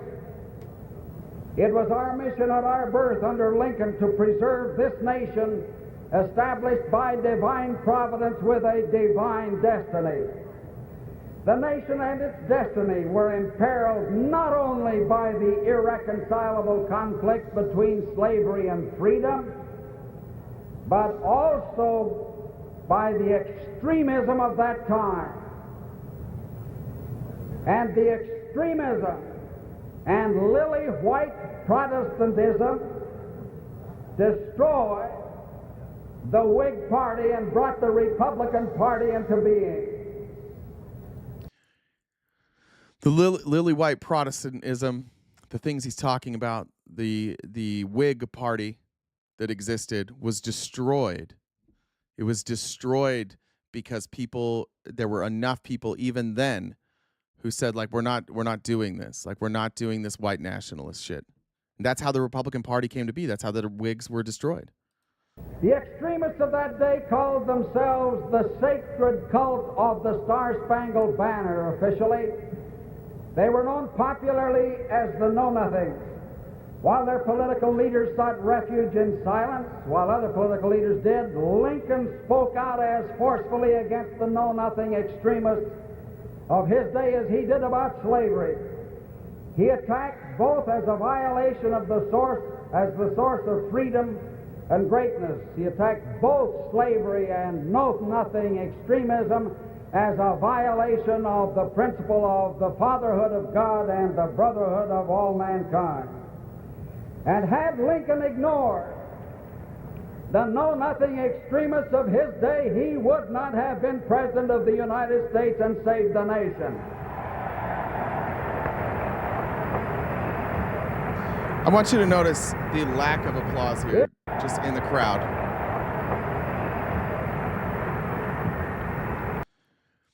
When Republicans tell you that, like, they were the party that ended slavery and they're the anti-racist party, like 8 people clapped at that. I see people say, like, too bad Mitt Romney didn't keep his dad's values. I would disagree with that. I know you guys don't like that I defend Mitt Romney, but Mitt Romney was run out of his party for doing exactly this. Father and son were both run out of their party for standing up for marginalized people, and not even in like a terribly emphatic way, but simply just standing before their voters and saying, hey, stop being racist. And the voters went, we don't like that. In 1854, Lincoln said, quote, as a nation we began by declaring that all men are created equal. We now practically read it, all men are created equal. All right, listen, I'm going to get pissed now. This is why we suck. You guys are watching a clip of George Romney talking to the Republicans. We're talking about Mitt Romney, who also stood up to the Republicans, and you're shitting on him. Well, he likes Israel. No shit. This is the problem that we have. There are bigger things. Like, there are bigger things to fight about right now. The closed door policy, the fucking closed door policy of our party, of leftists. Oh, if you have ever said anything that wasn't like what we said, then you can't be part of the party. Like, can we be done with that shit now? Can we stop with the purity tests? Say whatever you want about Mitt Romney. He stood up. He stood up. He had a little bit of courage. He got run the fuck out of the party. His family gets death threats all the time. You want to talk about his every other policy. Oh, we want to make sure that we don't say that Mitt Romney did anything good. This is why we have problems. This is why we can't get people to join our fight, because every time somebody joins the fight, you're like, oh, well, your history is bad. I don't like your tax policy. You can't be part of the club. For fuck's sakes, no, who else can say this? What other Republicans can you point to in history that stood up in front of their party and said, no, like, there's a handful. It's very few. It's Mitt Romney. It's George Romney. It's John McCain. It's Liz Cheney. And yeah, they did some, they have some shitty political views. Every one of us has probably had a shitty political view at one point or another, and it changed. But I'll take somebody with courage. I'll take somebody who, at the very least, when they know something's right, they will stand up to their party and do what's right. Maybe they don't know what all the right moves are. Maybe some of the things that they think aren't right. But I'll take the person who can figure out that they were wrong and stand up for in front of their party over anybody. And for every single person who goes after George Romney and Mitt Romney and doesn't want to accept him into the group, you're the people not clapping. You're the people they're not clapping, because those people are not clapping because it makes the Republican Party look kind of bad, because he's pointing out that they've got some racists there. You're those same people. Let's not be those people. Let's be a little better than those people. Equal except Negroes. When the know-nothings get control, it will read, quote, all men are created equal except Negroes and foreigners and Catholics. When it comes to this, and these are still Lincoln's words, when it comes to this, I shall prefer emigrating to some country where they make no pretense of loving liberty, to Russia, for example, where despotism can be taken pure and without the base alloy of democracy. Those are Lincoln's own words. Yeah, that DNA is strong.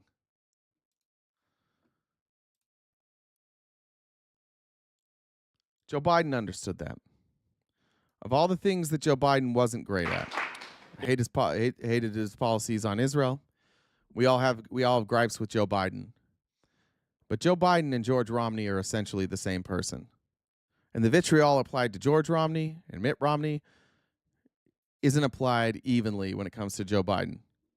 Joe Biden also saw George Romney as a hero, and especially in these times, especially now when we have Republicans who seemingly none of them have any sort of pulse. Everybody with a pulse, anybody who's willing to stand up against anybody, has been run out of the party.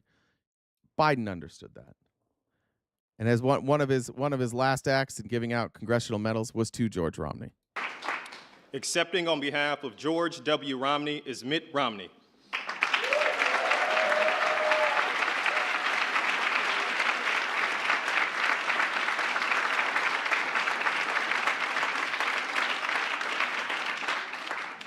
The Presidential Medal of Freedom is awarded to George W. Romney.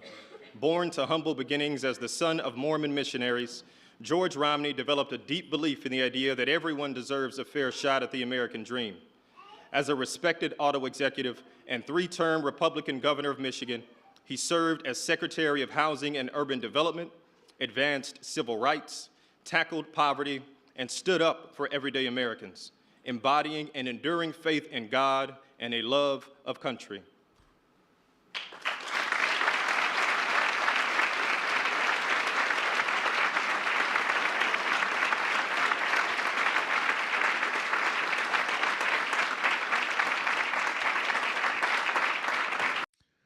I think one of the challenges that we have ahead of us is that, especially for the people that look like us, there aren't a great deal of heroes that look like us. There aren't a great deal of people who stood up against oppression that look like us, simply because the people that look like us have historically been the oppressors. Historically, that's who we are. So when we look at the heroes that look like us, maybe it's George Washington. You know, the first president of this country crossed the Delaware on Christmas, and they won the Revolutionary War. Yeah, well, he also had slaves. There's very few instances of people that look like us standing up and doing the right thing. So much so that when it happens, it's fucking shocking. It's fucking shocking. And you look at, I think Jon Stewart, another one of my heroes. Jon Stewart says things that are so basic and so simple to understand and should be so universally recognized, but because he's one of the few people saying it, he's a hero. I think he's even often shocked when people treat him like a hero. He's like, what? That's the crazy thing. Like, you can be like, we have so much privilege in this country that you can be a hero just by recognizing other people's existence. You'll be viewed that way. You'll be viewed as a revolutionary. The interesting thing is that I've learned is that the stuff, the people that you want to talk to, the people in your life that you want to say these things to, the people in your life that you want to change, they're playing the same game that you refuse to play. They're saying to you, listen, this is who we are. This is who we've always been. You're the one that changed. You're the one that's different. So you've got to comply. And most of us just go along with that. We're like, yeah, that's true. That's true. I am the one that's changed. Cool. Be the change. Bring it to the table every single time. I'm guilty of this. I'm guilty of avoiding difficult conversations because I didn't want to ruin the mood. I didn't want to be a mood killer. I didn't want to be a buzzkill. I didn't want to be a wet blanket. There's ways to have these discussions that are enjoyable. There's ways to joke about these discussions. There's ways to broach these subjects in a way that is more palatable, and we'll all get better at it. But we got to get real comfortable being uncomfortable. There are people in this country, millions of people in this country, whose entire existence, their entire time spent in this country has been uncomfortable. And some of us run the second it gets uncomfortable. All that MAGA bullshit, all those people that are sitting on the stage, they might have a lot of money. They might have a lot of power right now. It might feel like, fuck, how do we fight back? We fight back because all of those people are cowards. They're all thin-skinned. They're all cowards. They're all afraid to stand up for something. And so by standing up for themselves, standing up for white supremacy, they're able to fake like they're in a fight. They're able to fake like they're principled. They'll be like, oh, I do this for God. Do you? Do you though? I don't think there's any argument that if Jesus had to pick a side, it wouldn't be on the side of the Republicans. And they all know that. Every last one of them knows that. We got to make people feel as uncomfortable as it feels to be somebody in this country who is marginalized. And I don't mean uncomfortable in violent ways. I mean when maybe next time your friend makes a racist joke, you point it out in front of everybody. The next time one of your friends says like, oh, yeah, let's just round up the homeless people. Who cares? Send them in the ocean. Maybe you ask them in front of their friends, like, why do you think those people are less human? It's simple things like that. It's simple things that we can do. Because the truth is, like, shame is a motivator for all these people, and they don't want to feel shame. And MAGA gives them the opportunity to not feel shame. And they get to insulate themselves and be in communities where they don't feel shame. Let's bring the shame. Bring it. Bring it everywhere you go. And don't fucking apologize for it. Don't.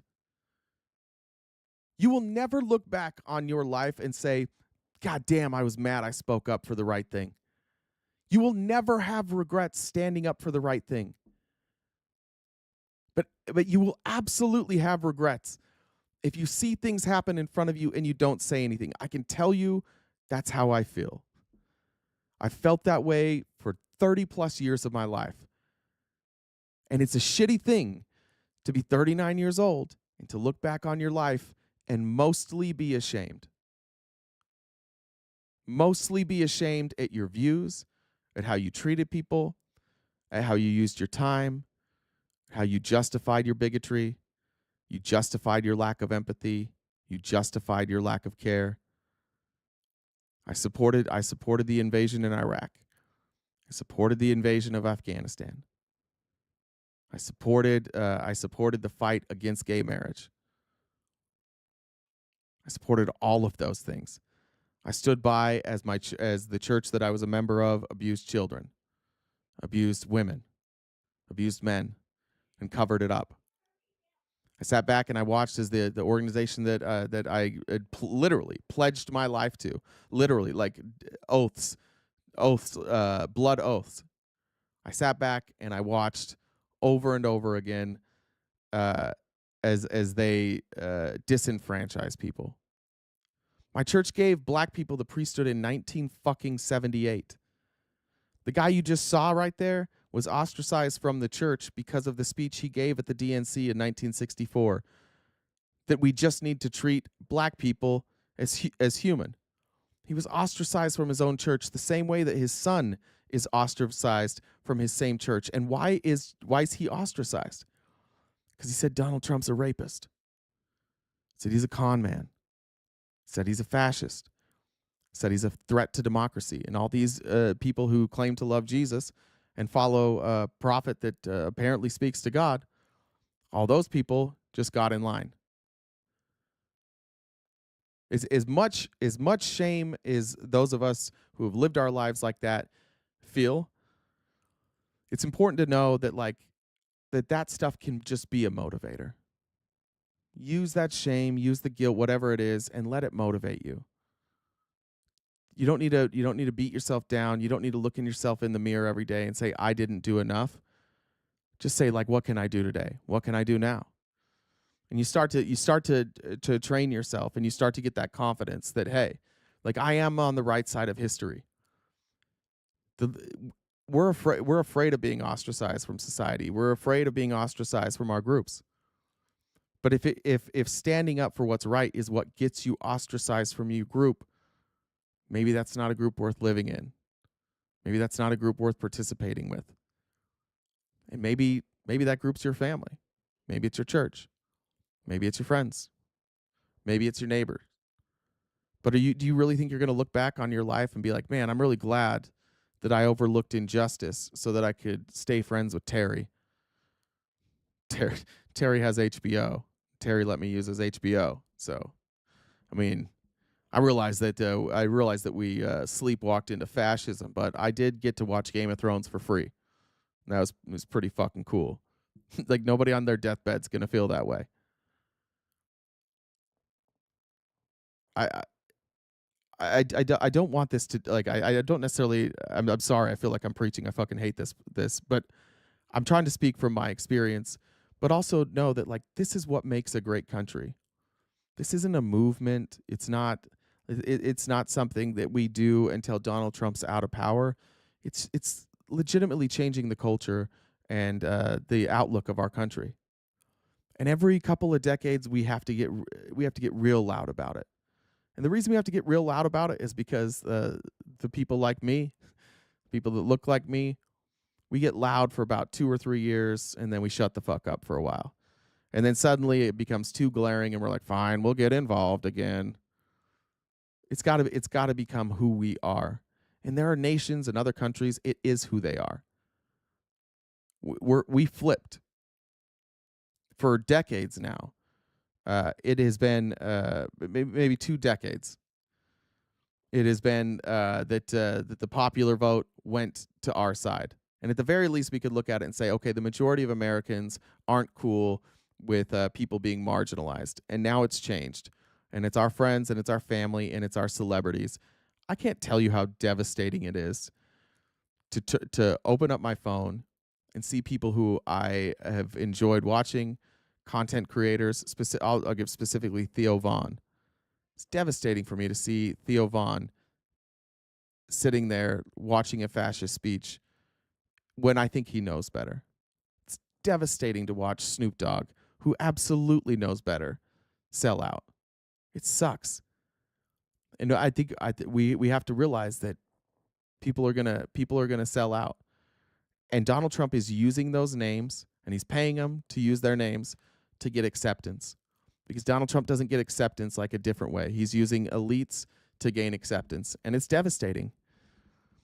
And look, I don't think the idea of I'm going to boycott Theo Von, or I'm going to boycott Facebook, or I'm going to boycott Twitter, I'm going to boycott social media.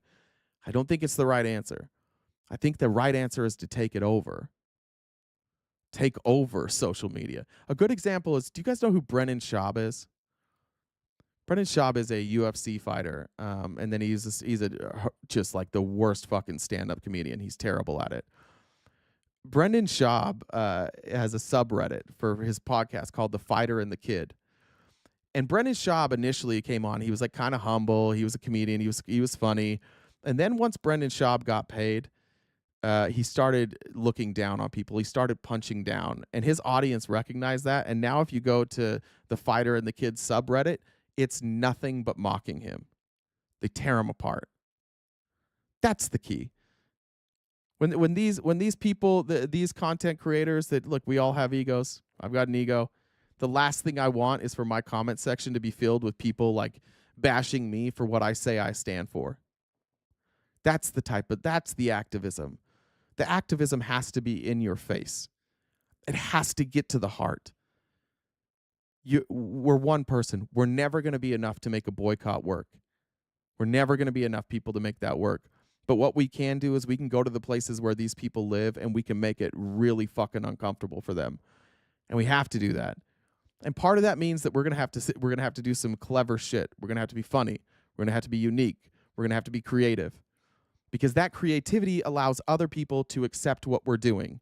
But if we just sit on if it's just a video of us saying, fuck Elon Musk and all the schmazzies on Twitter, I'm leaving and I'm never coming back, it's not effective. Nobody gives a shit. Nobody knows who you are.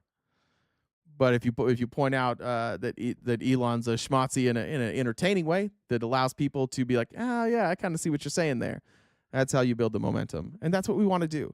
That's what we want to do with this program. It's what we want to do with our Discord. It's what we want to do with our research team. We want to give you guys not only outlets, but resources so that you can join the fight. But I also think we should enjoy the fight. There's nothing wrong with a good fight.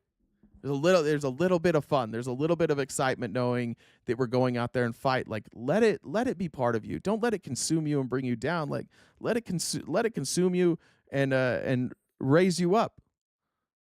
Like, wake up in the morning and go, like, who can I make? What conservative curmudgeon can I make uncomfortable today? And you point it out. Point out the billionaires.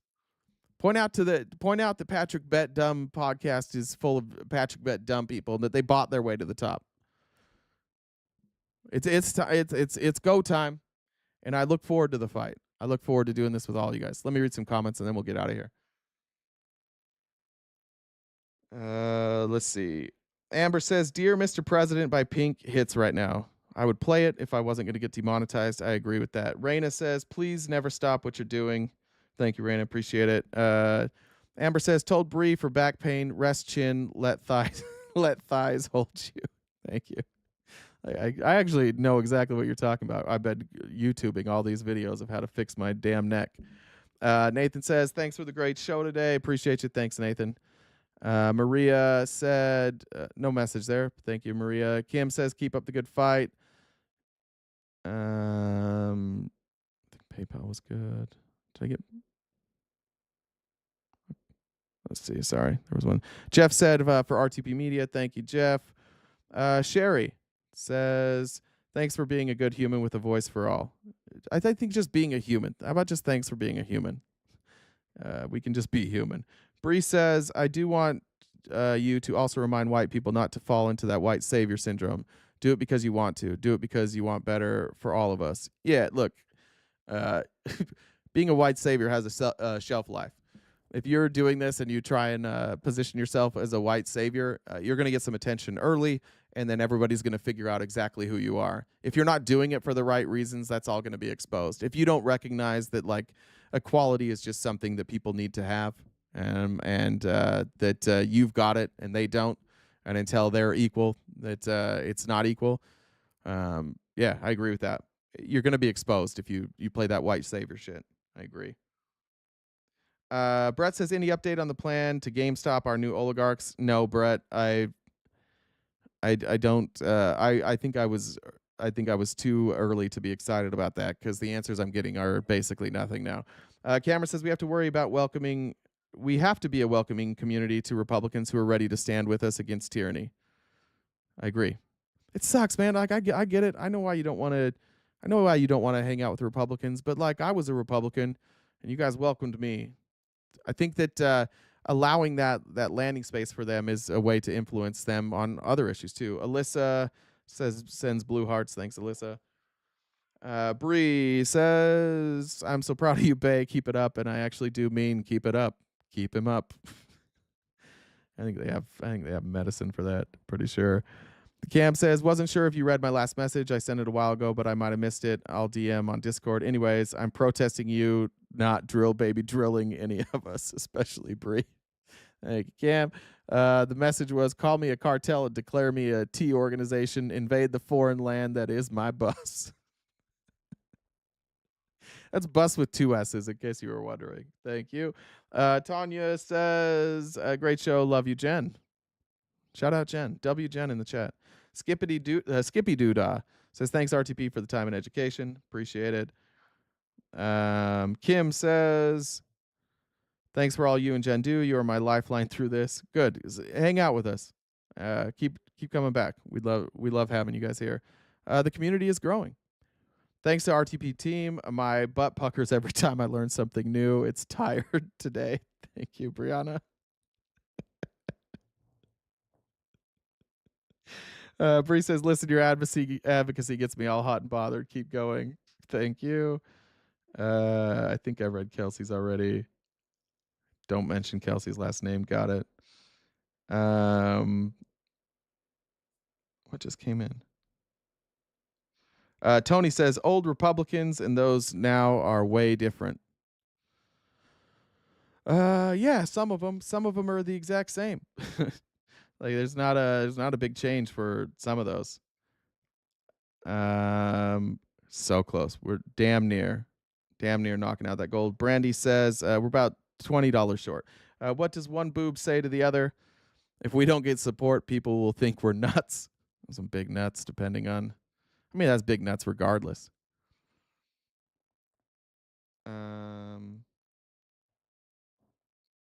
Bree had comments too. I thought I got your comments, Bree. Did I miss your comments? I think I got them all. Did I not get them all?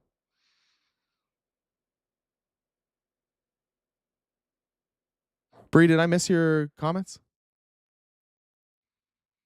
Yeah, that's true. Mitt Romney Republicans don't exist anymore. They're just called Democrats now. Arden, thank you for the donation, as well as Jessica. We have knocked out the goal. I appreciate it. You're happy. You're welcome to keep sending donations if you'd like. That'll make Jen even happier. But that's it for today. Tomorrow, Thursday. I think we'll have some PayPal Mafia stuff tomorrow. I'll see. I'll check with I'll be checking with the research team as soon as we get off the live here and planning for tomorrow. But thank you guys. It means a lot to me to have you all here. It's cool. We have we're growing on Twitch. We're growing on YouTube. We're growing on TikTok. And I hope you guys keep coming around. We got some cool stuff later. Don't forget to submit your crafts, your arts and crafts, your protest arts and crafts on the Discord channel. We have an arts and crafts channel already, and now that is a place for you to share your protest art, and I'll be sharing that on Discord. If you'd like to join the Discord, be part of the team, it's free to do so. All you need is a link, and if you want a link, you can ask DM me or any of our moderators on TikTok, and we will send you a link to the Discord. Make sure you subscribe to us on YouTube and Twitch and TikTok, wherever you watch it. We do have paid memberships on both TikTok and YouTube. If you're asking which one we would rather you be a part of, we will say YouTube. But if you just stay on one app and you want to be on TikTok, it's fine there too. It sounds like right now we can't get gifts or subscribers, so YouTube might be the way to go. You can follow me on Twitter, Instagram, Facebook, Blue Sky, Lemonade. I don't ever use Lemonade. Probably the other ones. And I look forward to engaging you with you guys there. Thanks again to the research team. Thanks for the idea for the layout today. We have I believe the only research team in the business, and that means we are the best in the business. And when another research team comes along, you better believe that we will outperform them as well. Thank you to the moderators on TikTok, Twitch, YouTube. Thanks for everything you do today. And our Discord moderators. Thank you, Jen, for keeping this shit together. I will see everybody tomorrow morning, 9:30 a.m. Pacific Standard Time, right here, wherever you're watching it, on TikTok, YouTube, Twitch, or Twitter. We'll see you in the morning. Before we leave on TikTok, who are we raiding on TikTok? If there's anybody on Twitch that you think we should raid, or on YouTube, drop that in there too. But let's look first at TikTok. First one I saw was Pickles.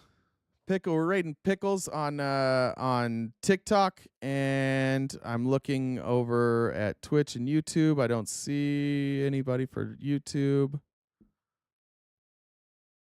or Twitch. All right, well, go raid somebody over there. Tell Pickles I said hi. We'll see you. L, why'd we get an L? Why'd we get an L there?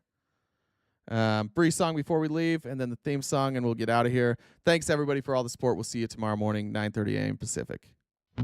He's trying to fuck RTP.